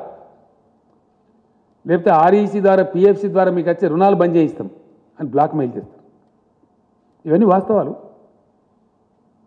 ఇప్పుడు తగులుకుంటాం, ఇక మాట్లాడతాం. మీ చరిత్ర ఏందో, మా చరిత్ర ఏందో, ప్రజలకు మీరేం చేసినారో, మేమేం చేసినామో ఇప్పటిదాకా అలో చేసినాం మేము. బట్ నో, ఖచ్చితంగా కేంద్ర ప్రభుత్వం వెంబడబడతాం, ఇక్కడ ఉండే బీజేపీ వెంబడబడతాం. ఈ సమస్యలకు ఎవడు జవాబు చెప్పానో, ఎవడు బాధ్యత వహించానో, ఈ రైతుల ధాన్యం సంగతి ఏందో, మిగతా పెండింగ్ ఏమి ఇచ్చానండి? స్టేట్ రీఆర్గనైజేషన్ యాక్ట్లో ఉన్న కూడా ఇంప్లిమెంట్ చేస్తలేరు. ట్రైబల్ యూనివర్సిటీ ఇవ్వాలి, నో ఇవ్వం. బయ్యారం ఉక్కు ఫ్యాక్టరీ పెట్టాలి, నో ఇవ్వం. కోచ్ ఫ్యాక్టరీ పెట్టాలి, ఇవ్వం. ఒక్క పని ఒక్కడన్నా ఉందా పని? ఈ సోకాల్డ్ బీజేపీ అధ్యక్షుడు కానీ, ఇంకోటి కానీ ఇప్పుడున్న కేంద్ర మంత్రి కానీ 10 రూపాయలు పనిచేసిండ్రా తెలంగాణకు? 10 రూపాయలు ఏ పని చేసింది మీరు? ఓ ఇరిగేషన్ ప్రాజెక్టుకి ఇచ్చిండ్రా? నీతి ఆయోగ్ చెప్పింది మిషన్ కాకతీయ మంచి ప్రోగ్రాం 24,000 కోట్లు ఇవ్వండి, మిషన్ భగీరథ మంచి ప్రోగ్రాం ఇవ్వని నీతి ఆయోగ్ రికమెండ్ చేసింది. సింగిల్ నా యాప్ అయితే 24,000 కోట్లు కాదు, 24 రూపాయలు కూడా ఇవ్వాలి. మా నీటి వాటర్ వెళ్తారు, హైకోర్టు పెండింగ్లో పెడతారు, 5 ఏళ్ళు కొట్లాట తర్వాత ఇస్తారు, ఎస్ఆర్సీ యాక్ట్లో ఉన్నది తేల్చారు. ఉల్టా మళ్ళీ మీరే మాట్లాడతారా? ఇక్కడ మెడల్ వంచుతారా? మీరు ఎవరు మాట్లాడతారు? మీ మెడల్ మేము మీ మెడల్ ఇరుస్తాం బిడ్డ, జాగ్రత్త. ఒళ్ళు దగ్గర పెట్టుకొని మాట్లాడాలా? పిచ్చి కూతలు కూస్తే ఇన్ని రోజులు ఏదో క్షమించిన మిమ్మల్ని మేము వదిలిపెట్టినాం. మాకు చేతగాక కాదు, అడుగున మిమ్మల్ని తరిమి కొట్టగలుగుతాం. మాకున్న క్యాడర్కు, మాకున్న లెక్కకు, మాకున్న శక్తికి. Yes, we are very powerful party here డెఫినెట్గా. టుడే వీఆర్ 103 ఎమ్మెల్యేస్ ఉన్నాం. మా మిత్రపక్షం ఒక మజ్లిస్ పార్టీ ఉంది. 110 ఎమ్మెల్యేలు ఉన్నాం మేము 119లో. మమ్మల్ని ప్రజలు నామినేట్ చేసి వచ్చినాం మేము. మాకు ఎవడో ఢిల్లీకి వెళ్ళి నామినేట్ చేస్తే రాలే. We are nominated by the people of Telangana, by the farmers of Telangana. Now today, for the convenience of union government, I am demanding the Union Food Minister to declare the Government of India policy. Please say what is that you are going to take, what is that you are not going to take. Telangana రైతాంగాన్ని మీరు మోసం చేయవద్దు. మేము రైతులను కడుపులో పెట్టి కాపాడుకుంటున్నాము. మీ చిల్లర రాజకీయాల కోసం వాళ్ళ బతుకులు నాశనం చేస్తామంటే చూస్తూ ఊరుకోడు కేసీఆర్. మా ఇష్టం వచ్చినట్టు మాట్లాడి బాధ్యతారహితంగా మాట్లాడతామంటే మీ మెడలు ఇస్తాం, జాగ్రత్త. ఎస్, డెఫినెట్గా నాలుగే ఉంది కదా, ఇష్టం వచ్చినట్టు మాట్లాడడం, అడ్డగోలుగా మాట్లాడడం. వట్టిగానే ప్రాజెక్టులలో అవినీతి జరిగింది. ఎక్కడ జరిగిందా? పెట్టు కేసు, నీ దమ్ముంటే. Yes, conduct enquiry, we are ready. What rubbish you are talking on the streets? ఇష్టం వచ్చినట్టు మాట్లాడుకుంటా, కుక్కలు మురిగినట్టు మురుక్కుంటా, చట్టాలను మాట్లాడుకుంటా, మనుషులను మాట్లాడుకుంటా, అడ్డగోలు ప్రచారాలు చేసుకుంటా ఇంకా సహించాం, జాగ్రత్త. Be careful. మేము ఉద్యమాలు చేసిన వాళ్ళం, మహామహా రాకాసులతో కొట్లాడిన వాళ్ళం. ఈ గోకాసులు ఏం లేక నలిసి పారేస్తాం. తమాషా చేస్తున్నారా ఈ రాష్ట్రంలో? What is this? ఇప్పటిదాకా మేము ఎందుకన్నా మంచి పద్ధతిలో పోయినాం. నేను ప్రధానమంత్రి కూడా చెప్పిన, మీరు చేయాల్సినవి చేస్తలేరు, అయినా మేము మీకు కోఆపరేట్ చేస్తున్నాం. అనేక సందర్భాల్లో కోఆపరేట్ చేసినాం. President of India election cooperate చేసినాం, Vice President of India election cooperate చేసినాం, అనేక బిల్స్ పాస్ చేసేటప్పుడు కోఆపరేట్ చేసినాం. మా మీద ఎందుకంటే మీరు అనవసరంగా ఇట్లా చేస్తారని చెప్పి నేను చెప్పిన, మర్యాదతో చెప్పిన. మేము సంస్కారవంతంగా ఉన్నామని చెప్పిన. ఇంత కుసంస్కారులాగా, హీనుల్లాగా దిగజారిపోయి రాజకీయాలను దిగజార్చుకుంటూ, రాజకీయ విలువలు దిగజార్చుకుంటూ, ఇష్టం వచ్చిన పద్ధతిలో మాట్లాడుకుంటూ ఎవరిని మోసం చేస్తారండి? ఎన్ని రోజులు చేస్తారు? ఎంతకాలం చేస్తారు? నువ్వు ఇప్పటిదాకా క్షమించడం కానీ బీ కేర్ఫుల్, జాగ్రత్త. నేను రాష్ట్ర బీజేపీ అధ్యక్షునికి వార్నింగ్ ఇస్తా ఉన్నా. నువ్వు మనిషివే అయితే, నీకు నిజాయితీ ఉంటే ఢిల్లీకి పోయి ఆర్డర్ తీసుకురా. యాసంగిలో వడ్డేమని చెప్పినావు కదా, మొత్తం ధాన్యం కేంద్రం మేము తీసుకుంటామని ఆర్డర్ తీసుకురా. పంటలు నేనే ఇస్తా, మంచి విత్తనాలు నేను సప్లై చేపిస్తా. అడ్డం పొడుగు ఇష్టం వచ్చినట్టు మాట్లాడతాం. కరెంట్ ఇస్తాం, నీళ్ళు ఇస్తాం, మందులు ఇస్తాం, అన్ని ఇస్తాం. మొత్తం కొనుగోలు చేసి అప్పగిస్తాం, ఒక గింజ లేకుండా. నేను రైతు సోదరులకు ఒకటే మాట మనం చేస్తూ ఉన్నా, ఈ అల్లా టప్పగాల మాటలు పట్టుకుంటే దెబ్బతింటాము. మీ ప్రాంతాలలో మీ వ్యవసాయ అధికారులను సంప్రదించండి. వరి కాకుండా ఇతర పంటలు వేసుకోండి. వీళ్ళు మోసం చేస్తారు, మనకు తీసుకోరు. మా తన్లాట ఏంటంటే మీరు మంచిగా ఉండాలని, మా రైతులు బతకాలని, పంట పండించిన రైతుకు 10 రూపాయలు రావాలని చెప్పి, రైతు జేబులకు డబ్బులు రావాలని మేము కొట్లాడుతున్నాం. రైతును ముంచి రాజకీయం చేసి మీ ఓట్లకు, మీ డబ్బాలకు ఓట్లు రావాలని వాళ్ళు కొట్లాడుతున్నారు. కుటిల నీతి. ఈ కుటిల నీతిని రైతాంగం గమనించాలి. ఒకటే ఒక మాటను అర్థం చేసుకోవాలి రైతాంగం. 7 ఏళ్ల నుంచి మీకు ఇండియాలో ఎక్కలేనటువంటి సదుపాయాలు చేసింది టీఆర్ఎస్ గవర్నమెంట్. చేసి వాస్తవం కాదా? మిషన్ కాకతీయ చేస్తే ఎంత అద్భుతంగా ఉన్నాయి చెరువులు. ఒక్క చెరువు దిగిపోయిందా? పోయిన సంవత్సరం భయంకరమైన వర్షాలు కురిసింది. ఈ సంవత్సరం కూడా చాలా ఎక్సెస్ రెయిన్ఫాల్ అయింది. ఇక్కడ ఒక్క చెరువు దిగలేదే తెలంగాణలో. బోర్లన్నీ మోటార్ పెట్టకుండా మీదికి పోస్తున్నాయి కదా బోర్లన్నీ. ఇలా ఊడలు పెట్టినాయి కదా, జాలు వారుతున్నాయి కదా తెలంగాణలో. ఇంత అద్భుతమైన సృష్టించింది తెలంగాణ టీఆర్ఎస్ గవర్నమెంట్. ఎస్, భూగర్భ జలాలు పెంచినాం, ప్రాజెక్టులు కంప్లీట్ చేసినాం, కొత్త ప్రాజెక్టు నిర్మాణం చేసినాం, అతివేగంగా లక్షల ఎకరాల నిలిచే పరిస్థితి తెచ్చినాం. అద్భుతమైన హై క్వాలిటీ పవర్ ఇస్తున్నాం, పెట్టుబడి ఇస్తున్నాం. ఇన్ని మంచి చేసిన వాళ్ళము మీరు బతుకుండాలని మేము కోరుకుంటాం. చిల్లర రాజకీయాల కోసం మిమ్మల్ని వాడుకోవాలి, మీరు బండియాలి, మిమ్మల్ని రోడ్ల మీద కూర్చోబెట్టి ధర్నా చేయించాలి అనే పరిస్థితిలో వాళ్ళు మాట్లాడుతున్నారు. కాబట్టి ఈ అల్లాటప్పగాళ్ళు, పనికిమాలినోళ్ళు, 10 రూపాయల పని చేయను ఈ రాష్ట్రానికి ఎక్కడ చేసినా నీ మనిషి కరీంనగర్ నుంచి ఎంపీకి గెలిచిండు, ₹1 పని తెచ్చిండా? ఒక మెడికల్ కాలేజ్ తెచ్చిండా? ఏం తెచ్చిండు నాకు అర్థం కాదు. ఏమన్నా ఏకాన పని ఉన్నదా? అన్ని కాయగూరకుడు మాటలు, అడ్డం పొడుగు మాట్లాడు. అది నాకు అర్థమవుతుందా? ఇంగ్లీష్ హిందో వస్తుందా? ఢిల్లీలో ఏం మాట్లాడతారో తెలుస్తుందా ఈ మనిషికి? కేంద్ర ప్రభుత్వం ఇచ్చే లెటర్లు అర్థమన్నా అయితే ఆయనకు ఈ లెటర్లు did you go through? As a state party ప్రెసిడెంట్గా, దేశాన్ని పరిపాలించే పార్టీ ప్రెసిడెంట్గా ఈ లెటర్లు ఎప్పుడైనా చూసినావా? కరస్పాండెంట్ తెలుసుకున్నావా? ఇది ఏం లేకుండా బాధ్యత రహితంగా పోయి ఇదే దుర్మార్గుడు మీరు పర్యావరణ అనుమతులు ఇద్దని లెటర్ రాస్తారు తెలంగాణ ప్రాజెక్టులో. వీళ్ళ తెలంగాణ ప్రకాష్ జావడేకర్ మంత్రి ఉన్నప్పుడు ఆయన పోయి లెటర్ ఇచ్చిండు. నాకు ఆయన చెప్పిండు, ఏమైనా మీ స్టేట్ ప్రెసిడెంట్ మాకు లెటర్ ఇచ్చిండని చెప్పి. ఇదా తెలంగాణ? కేసీఆర్ బతికున్నంత కాలం ఎట్టి పరిస్థితులలో దళిత బంధు స్కీమ్ కంప్లీట్ ఇంప్లిమెంట్ చేస్తాం. ఏ పద్ధతిలో నేను చెప్పినో ఆ పద్ధతిలో ఇంప్లిమెంట్ చేస్తాం. ఒక హుజురాబాద్ కాదు, అంతటి ఇంప్లిమెంట్ చేస్తాం. ఒక రాజకీయ పార్టీ అయిన తర్వాత ఎలక్షన్ గెలుస్తాం, ఓడతాం, మస్తు జరుగుతుంటాయి. మన నాగార్జున సార్ కాన్స్టిట్యూన్సీలో ఇదే బీజేపీ చిత్తుగా డిపైడ్ పోయింది. అప్పుడేం మాట్లాడతారు? ఏదో పెద్ద ప్రళయం బద్దలైపోయినాడు హుజురాబాద్, ఒక ఎలక్షన్ వస్తుంది పీక్తుంది ఇష్యూ. 110 ఎమ్మెల్యేల స్ట్రెంత్ ఉంది మాకు. బోర్డని జరుగుతూ ఉంటాయి. బై ఎలక్షన్స్ అన్నప్పుడు గెలుస్తాము, ఓడతాం, అనేకం జరుగుతుంది. మేము ఉత్తమ్ కుమార్ రెడ్డి పీసీసీ ప్రెసిడెంట్ ఉండే ఆడ గెలిచిన హుజూర్నగర్లో మేము అంటే మస్తు గెలుస్తాము. చాలా సందర్భాలు జరుగుతూ ఉంటాయి. దానికి ఏందో పెద్ద తెలంగాణ మాకు ప్రజలు తీర్పు వ్యతిరేకం ఇచ్చినారు. మరి 25-30 సీట్లు జరిగినాయి, అన్ని వీక్నాయి. మరి మీ బీజేపీ దేశంలో మీకు వ్యతిరేకం ఉన్నట్ట, బీజేపీకి వ్యతిరేక తీర్పు వచ్చినట్ట, దాన్ని ఎట్లా తీసుకోవాలి? మరి ఉప ఎన్నికలను వచ్చినప్పుడు జరుగుతూ ఉంటాయి పరిణామాలు. We don't care for that. అనేక ఎన్నికలు కొట్లాడుతుంటాము, ఇప్పుడు గెలుస్తాము, ఓడుతాము, నడుస్తుంటుంది. అది పాలిటిక్స్ గోసాన్. అదేందో పెద్ద పీకినట్టు, పడగొట్టినట్టు, దానికి పెద్ద ప్రళయం బదలైనట్టు మీకు ఇక్కడ ఉన్నది ఆర్గనైజేషన్ తోక. 2018లో 107 సీట్లు డిపైడ్ పోయిన పార్టీ, 107 స్థానాలలో. మేము 3/4 మేయాడుతో గెలిచిన పార్టీ. ఉద్యమం చేసి మేము రాష్ట్రాన్ని తెచ్చిన పార్టీ.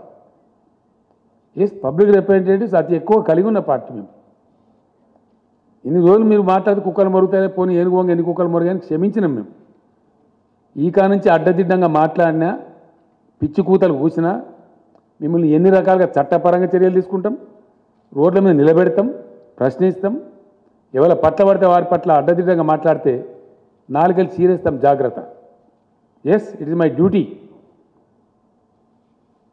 తప్పకుండా నేను తెలంగాణ సాధించిన వ్యక్తిని. ఈ తెలంగాణను అద్భుతమైన ఒక శక్తి నిలబెట్టిన వ్యక్తిని నేను. నాకు బాధ్యత ఉంది, నాకు బరువు ఉంది. ఈ తెలంగాణకు ఒక గమ్యం ఉంది, లక్ష్యం ఉంది. అక్కడ తీసుకెళ్తున్నాం మేము. అన్ని వర్గాల ప్రజలను బాగు చేయడానికి తీసుకెళ్తున్నాం. నేను ఇంకో మాట కూడా ఈ సందర్భంగా చెప్తా ఉన్నా. దళిత బంధు మీద కూడా వీళ్ళు ఇష్టం వచ్చిన కామెంట్లు చేసినారు. మీరు ఎక్కడ చేసినారా మీ జీవితంలో? మీ బీజేపీ పరిపాలించే రాష్ట్రాలు ఎక్కడ ఉందా? 2,000 రూపాయల పెన్షన్ ఇచ్చే ముఖం ఉందా మీకు? అసలు ఓ కళ్యాణ లక్ష్మి లాంటి స్కీమ్ ఉందా మీ బీజేపీ పాలిత రాష్ట్రాలలో? ఉందా? ఎక్కడ ఉందా? ఏ ప్రజలకన్నా మీరు మంచి చేసిర్రా మీ 7 ఏళ్ల పరిపాలనలో? ఎంతసేపు మత విద్వేషాలు రెచ్చగొట్టుడు, బార్డర్ చూపించుడు, పాకిస్తాన్ చూపించుడు, చైనాను చూపించుడు. ఆడ కూడా లెంకల పడ్డారు. వాడు వచ్చి చైనా దంచుతుండు అరుణాచల్ ప్రదేశ్. ఈ ఊళ్ళ కడుతుండు అక్కడ. ఆడ శాత కాదు, తోక ముడిచిరు అక్కడ. వాటికనే ఒకటి డ్రామా చేసి మత విద్వేషాలు రెచ్చగొట్టుడు, కుల విద్వేషాలు రెచ్చగొట్టుడు, పిచ్చి పిచ్చి కథలు చేసుడు, పచ్చి అబద్ధాలు ప్రచారం చేసి, పచ్చి అబద్ధాలు. ఒక్కడన్నా నిజముందా? పెరిగిందా క్రూడ్ ఆయిల్ ధర ఇంటర్నేషనల్ మార్కెట్లో? పెరిగిందా? చూపిస్తావా? ఇంటర్నేషనల్ ప్రైస్ కదా, అబద్ధం చెప్పలేం కదా. ఎవరం కూడా పెరగకున్నా పెరిగిందని చెప్పలేదా మీరు? ఎట్లా పెంచింది మీరు? ట్యాక్స్లు ఎట్లా వేసిండ్రు? పెంచింది మీరు, ప్రజల మీద భారం మోపింది మీరు. ప్రజల చేతుల మీకు శిక్ష తప్పదు. We are demanding the government of India to withdraw all cesses on petrol and diesel immediately. ఆటోమేటిక్గా 77 రూపాయలకు వస్తుంది. మీరు పెంచి మీరు పిసరంతా తగ్గించి 30 రూపాయలు పెంచి 31 రూపాయల లీటర్కి పెంచి డివైజివ్ పూల్లో రాజ్యాంగబద్ధంగా ట్యాక్స్ రూపంలో వస్తే సెంట్రల్ ట్యాక్సెస్లో స్టేట్లకు షేర్ ఇవ్వాలి. 41% ఇవ్వాలి. దాన్ని ఎగగొట్టడానికి రాష్ట్రాలను నోరుగొట్టి మొత్తం డబ్బులు మీరే తీసుకొని అన్నీ కూడా భయంకరమైనటువంటి ఫలితాలు మీ పరిపాలనలో జీడిపి నాశనం అయిపోయింది. గంగానదిలో శవాలు తేలిని కోవిడ్ సందర్భంలో మీ చేతగాంతనం వల్ల. ఎస్, అన్నీ ఇంకా చాలా ఉన్నాయి. రేపటి నుంచి అగ్గి పెడతాం దేశంలో. ఎక్కడ ఏం పెట్టడం మాకు తెలుసు. మీ అడ్డదిడ్డం పనులకు, మీ ఇష్టం వచ్చిన మాటలకు చాలా మర్యాదగా ప్రవర్తించిన ఇప్పటిదాకా. But there is a limit for everything. నేను ఎప్పుడు మాట్లాడలే. నాకు ఇంత మంట ఎందుకు మండుతుందంటే, వ్యక్తిగతంగా నన్ను నిందించినా నేను మాట్లాడలే, పర్సనల్గా నా మీద పడ్డా నేను మాట్లాడలే, కుక్కలు మరుగుతారైపోతే ఎవడు పడుచుకుంటారో మాట్లాడలే, కేర్ చేయలే. కానీ రైతాంగం యొక్క బతుకుతో ఇలా చెలగాట మాడుతున్నారు కాబట్టి, పంటలు వేయమని బాధ్యత రైతంగా చెప్తున్నారు కాబట్టి, మీ మాట నమ్మి ఒకవేళ వడ్డు పండిస్తే రైతులు రేపు పొద్దున మునుగుతారు కాబట్టి, వాళ్ళని ఎట్టి పరిస్థితులు మునిగిపోనియద్దు, కాపాడుకోవాలి కాబట్టి నేను ఆవేదనతో మాట చెప్తాను. ఏ వ్యవహారం చక్కగా ఉన్నదండి వీళ్ళు? సింపుల్ ముచ్చటండి. ఒకటే మాట దయచేసి, ఎక్కువ లేదు. కేంద్ర ప్రభుత్వం బియ్యం తీసుకుంటా, వడ్డు తీసుకుంటా అంటే రాష్ట్ర ప్రభుత్వం వద్దంటుందా? కమాన్ స్టేట్ దా. నేను మా వ్యవసాయ మంత్రి గారిని పంపిస్తా, ఆయన బాగా ఎడ్యుకేటెడ్, హైలీ ఎడ్యుకేటెడ్. నువ్వు రా డిబేట్కి అడగస్తావు. నువ్వు వంట అంటే మేము వద్దంటున్నావా?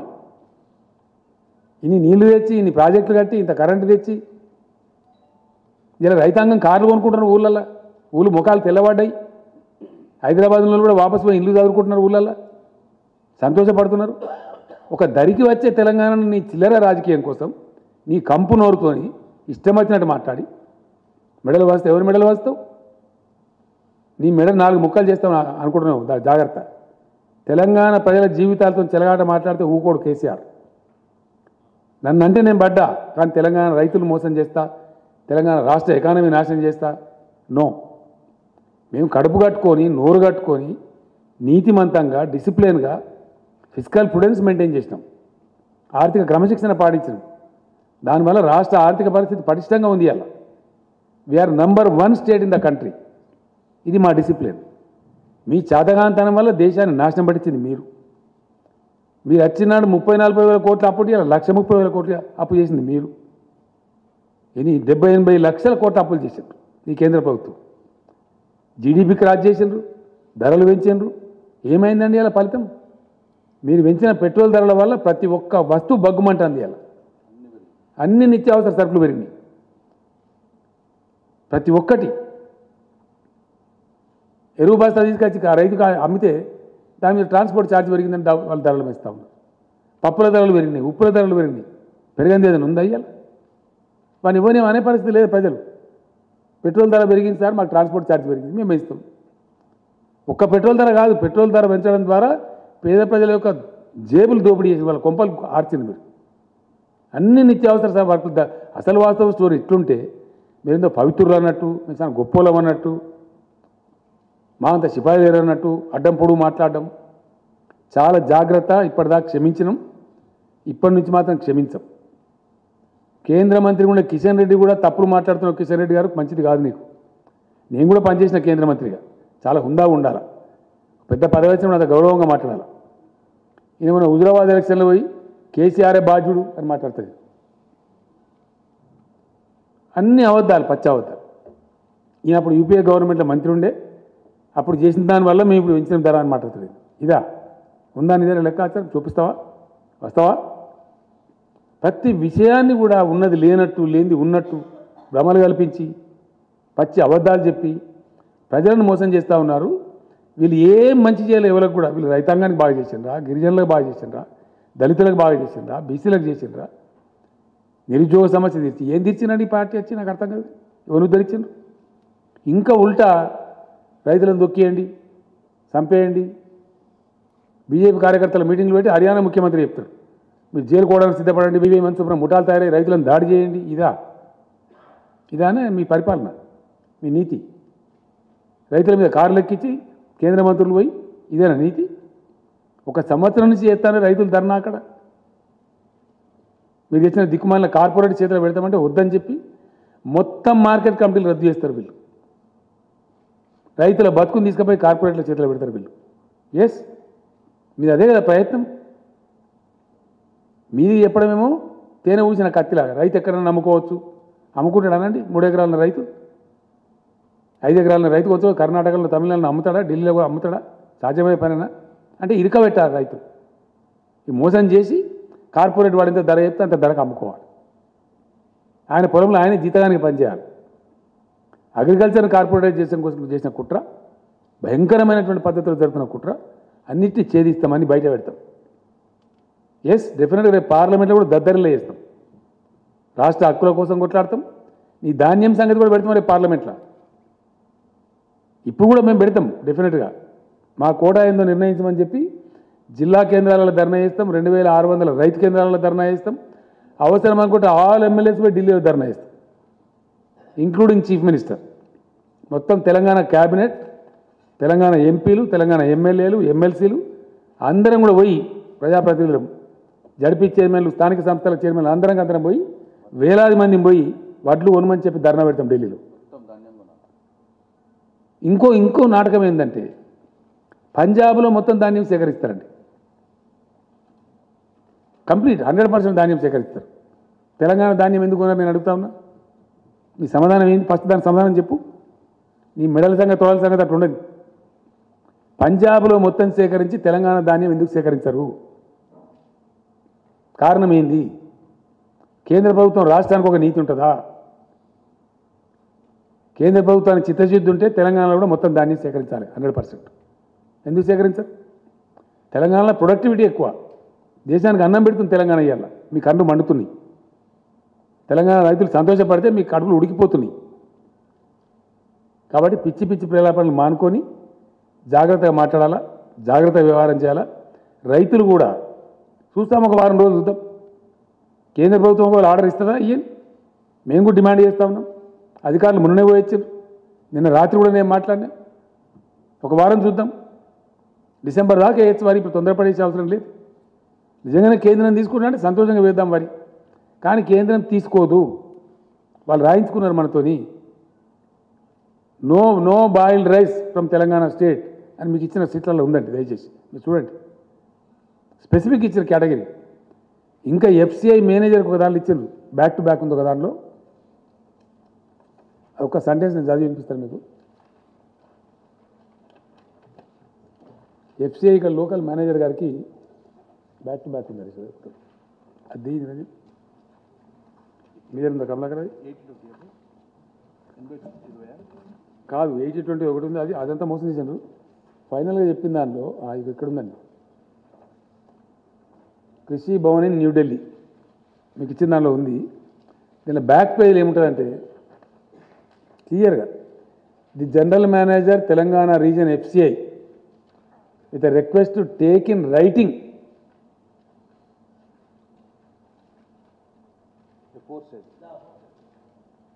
ఎఫోర్సైడ్ కమిట్మెంట్ను దీని ఉన్నది. ఇది రైటింగ్లో తీసుకొని మాత్రమే మీరు తెలంగాణ బియ్యం తీసుకోవాలి. మీ దీనిలో కూడా దయచేసి ఇదేమో ఇట్లా పెడతారు కండిషన్లు. ఇవి అధికారిక ఉత్తర్వులు, కృషి భవన్ నుంచి వచ్చే ఆర్డర్స్. ఇక్కడనో మీరు వరే వేయండి, మేము మెడల్ వంచితే ఎవరి మెడల్ వంచాలా? ఈ ఆర్డర్ ఇచ్చిన మెడల్ వంచానా? నీ మెడల్ వంచానా? ఎవరి మెడల్ వంచాలా? ఈ కాపీలో ఉందండి, దీనిలో బ్యాక్ టు బ్యాక్ ఉంది. దీనిలో వన్ పేపర్ ఇచ్చినాం మేము. దీనిలో క్లియర్గా ఉంది. లాస్ట్ ఇక్కడ ఉండబడే ఎఫ్సిఐ జిఎంకి ఇచ్చిన ఆర్డర్ చూడండి, నిదానంగా మీకు చూసుకోవచ్చు. ఆర్డర్స్ ఏమో ఇవి. నిన్నగాక మొన్న 3 రోజుల సెక్రటరీలు పోయారు, finance secretary and agriculture secretary. కాలు పెడితే మెడకు లేదు, 60 లక్షల ఎకరాలు లేదు, శాటిలైట్ చూపి మేము అవుతుందని చెప్తాం. హెలికాప్టర్స్ పంపిస్తే నేను తిరుగుతురా. వాస్తవాలు ఈ విధంగా ఉంటాయి, చెప్పే తప్పుడు మాటలు. కాబట్టి చాలా జాగ్రత్తగా ఒళ్ళు దగ్గర పెట్టుకొని మెదులుకోవాలి. రాష్ట్ర బీజేపీ అధ్యక్షుడు కానీ, రాష్ట్ర బీజేపీ నాయకులు కానీ ఇప్పటిదాకా క్షమించడం కానీ ముందరికి క్షమించము. పిచ్చి పిచ్చి కూతలు కూస్తే, పిచ్చి పిచ్చి మాటలు మాట్లాడితే, ప్రజలను తప్పుదో చెప్పించే మాటలు మాట్లాడితే మాత్రం చీల్చి చెండాడతాం. జాగ్రత్త. ఇప్పటిదాకా మన్నించినా కానీ ఇక మన్నించము. Thank you.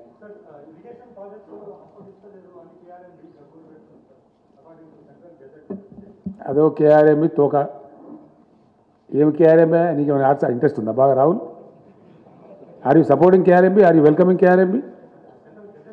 గజెట్ నిజమే, గజెట్ ఏం gazette same centre, why they are not referring this to C3 section 3 కింద? Why are you not writing an article as a Telangana బిడ్డ? Please write. Why the government is not able to deliver? ఏం అసమర్థత కేంద్ర ప్రభుత్వానికి? Is it not a inefficient government not to refer the matter to the tribunal? కొత్త రాష్ట్రం ఏర్పడితే రాష్ట్రాన్ని నీళ్ళు రావద్దా? కేఆర్ఎంబీ జిఆర్ఎంబీ ఓ డ్రామానా, దొంగ డ్రామా. దమ్ముంటే కేంద్ర ప్రభుత్వానికి మొన్న నేను పోయిన 3 నెలల కింద పోయినప్పుడు ఆ మంత్రిని అడిగిన నేను, ఏమైనా ఎందుకు చేయరా అసలు మీ కథ ఏందని? మీరు సుప్రీంకోర్టులో కేసు వేసిన సార్ విడ్రా చేసుకోమని విడ్రా చేసుకున్నాం. Now I'm demanding mister Gajendra Singh Shekhawat, నువ్వు నాకు ఇచ్చిన మాట ప్రకారం నువ్వు నిజాయితీ ఉంటే ఇమీడియట్లీ రెఫర్ టు ట్రిబ్యునల్. మాకు తెలుసండి, తెలంగాణ నీటిపాట తెలుసండి, మాకు ఎంత వస్తే అంత వస్తుంది. మీకు ట్రిబ్యునల్కి రెఫర్ చేయడానికి 7 ఏళ్ళ కేంద్ర ప్రభుత్వానికి. First tell me that, what is your answer? What the state president is doing? What the union minister here is doing? ఇక్కడ గెలవాలి, ఓట్లు కావాలి. తెలంగాణ నీళ్ళు వద్దా మరి? ఎందుకో మాట్లాడరు, అడ్డం పొడుగు మాట్లాడతారు ఇక్కడ.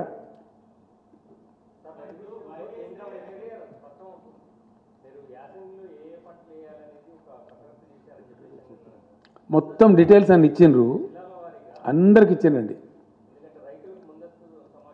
ఇచ్చినారు. వ్యవసాయ శాఖ నేను ఏమంటున్నా, రైతాంగం ఏ పంటలు వేయాలనేది మీ స్థానిక వ్యవసాయ అధికారులను సంప్రదించండి. వాళ్ళు ఆల్రెడీ మీటింగ్లు పెడుతున్నారు, చెప్తున్నారు. ప్రత్యామ్నాయ పంటలే వేసుకోండి, మంచి లాభం జరుగుతుంది. 2 పంటలు వండియచ్చు. ఇప్పుడు నువ్వులు వేయచ్చు ప్లస్ పెసర్లు వేయవచ్చు, వరి కంటే ఎక్కువ డబ్బులు వస్తాయి. కొంతమంది మూర్ఖంగా పిచ్చిగా మరి నీళ్ళు తెచ్చారు కదా, ఎందుకు తెచ్చారు, వరి పంట అయిపోతే ఎట్లా అని మాట్లాడుతుంది. నీళ్ళు తెచ్చింది పంటలు వేసుకోమని, వరి పంట వేసుకోమని కాదు, ఏ పంట అయినా వేసుకోవచ్చు. ప్రభుత్వం పెట్టుబడి ఉండే తొందరగా పడుతుంది. ప్రభుత్వం మీకు పెట్టుబడి ఇస్తుంది, కరెంట్ ఇస్తుంది, నీళ్ళు ఇస్తుంది, భూగర్భ జలాలు పెంచింది. మీరు పంటలు పండించి మంచిగా బతకమని కదా, ఈ సన్నాసుల చేతులు పడమని కాదు కదా. చాలా ఉన్నాయి పంటలు, అద్భుతమైన పంటలు పడతాయి. Yes please.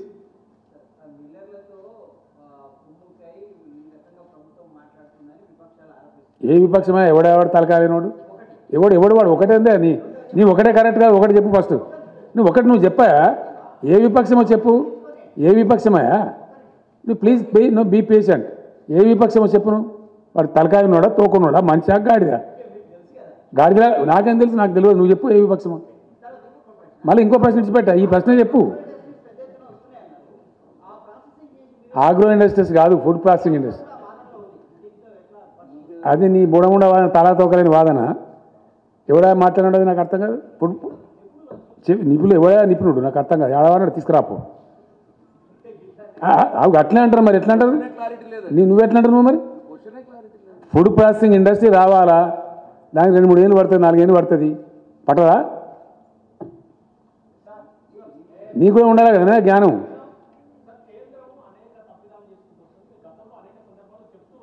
ఇప్పుడు ఇంకా ఫైట్ చేస్తాం.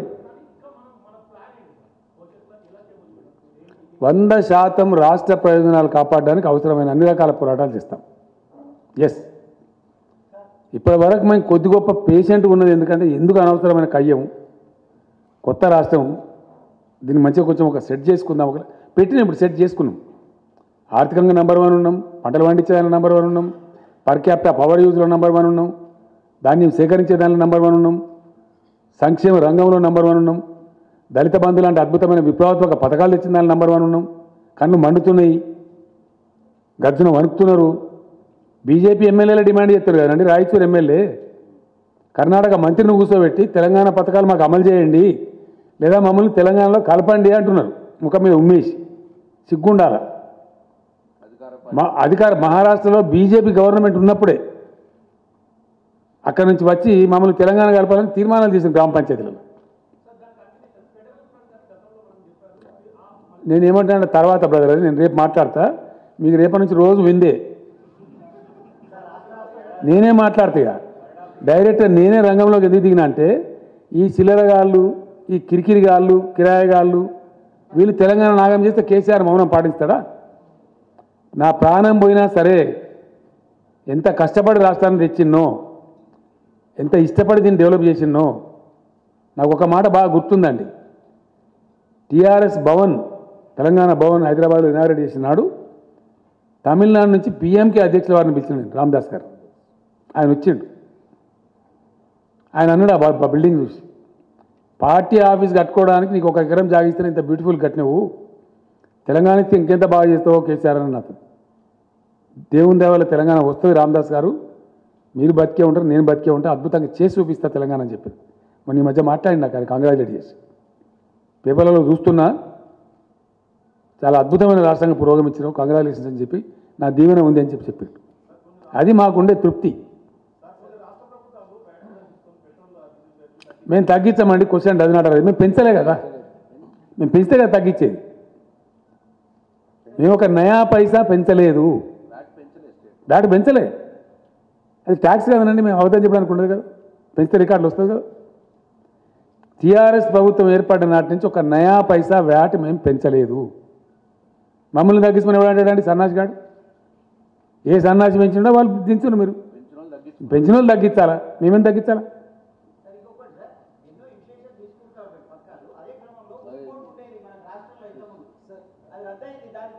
ఏంటిదండి?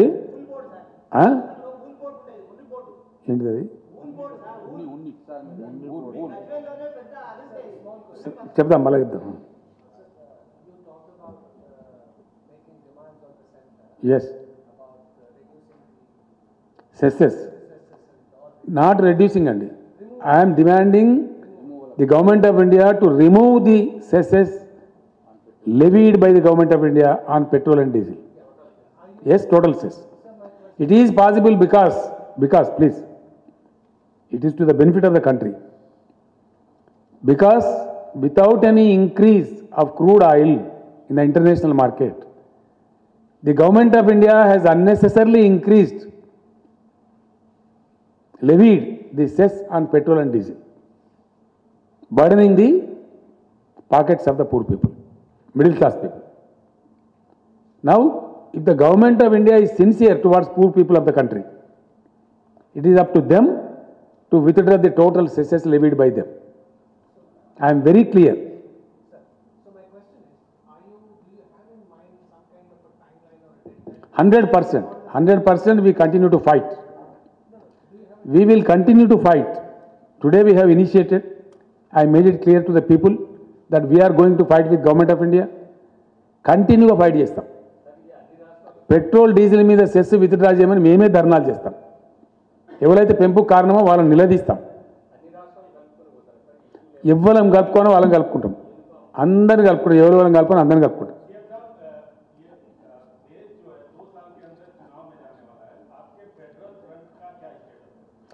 अभी हमने कुछ सोचा नहीं है उस बारे में. हमारे राज्य में जो हो रहा है, यहाँ के भाजपा के लोग जो उल्टा सीधे बातें कर रहे हैं, उनको लगाम लगाना मेरा काम है. मैं इस राज्य को लाने वाला हूँ, पाने वाला हूँ, हासिल करने वाला हूँ और इस राज्य को अच्छा बनाने वाला हूँ, बना दिया हूँ. ये मैं नहीं कह रहा हूँ, ये किताब मैं खुद नहीं दे रहा हूँ, रिजर्व बैंक ऑफ इंडिया दिया है. केंद्र सरकार खुद कईयों मुद्दों पे बात करते हुए पार्लियामेंट के अंदर कहा है, पार्लियामेंट में हर घर को पानी देने वाला, टैप दे के देने वाला कोई राज्य हिंदुस्तान में है, वो सिर्फ तेलंगाना है. हर घर को फायदा पहुंचाने वाला कोई राज्य तेलंगाना हिंदुस्तान में कोई है तो तेलंगाना है. ये बात मैं नहीं कह रहा हूं, केंद्र सरकार ने पार्लियामेंट में कहा है. तो इसलिए आगे के चल के क्या करना है, जरूर हम लड़ते रहेंगे, बिल्कुल हमारे हकों के लिए, हमारे लिए और देश के हकों के लिए.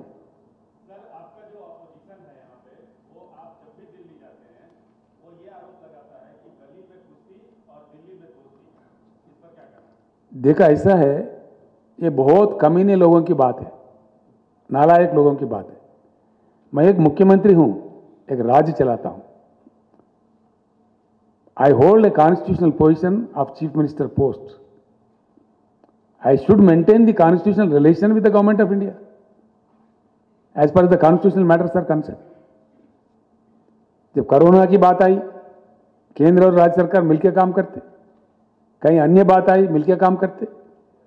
सरकार का काम करने का ढंग जो नहीं जानता, जो जिंदगी में कभी कोई मंत्री नहीं बना, नालायक ना समझ लोग हैं, उनका बात है। Thank you.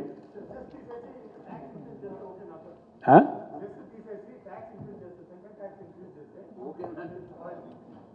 అసలు పెట్రోల్ డీజిల్ ధరలు పెంచడమే తప్పు. అడ్డదారిలో దొడ్డిదారిలో కేంద్రం పెంచింది. మొత్తం విత్డ్రా చేసుకోమని మేము డిమాండ్ చేస్తున్నాం. That's all.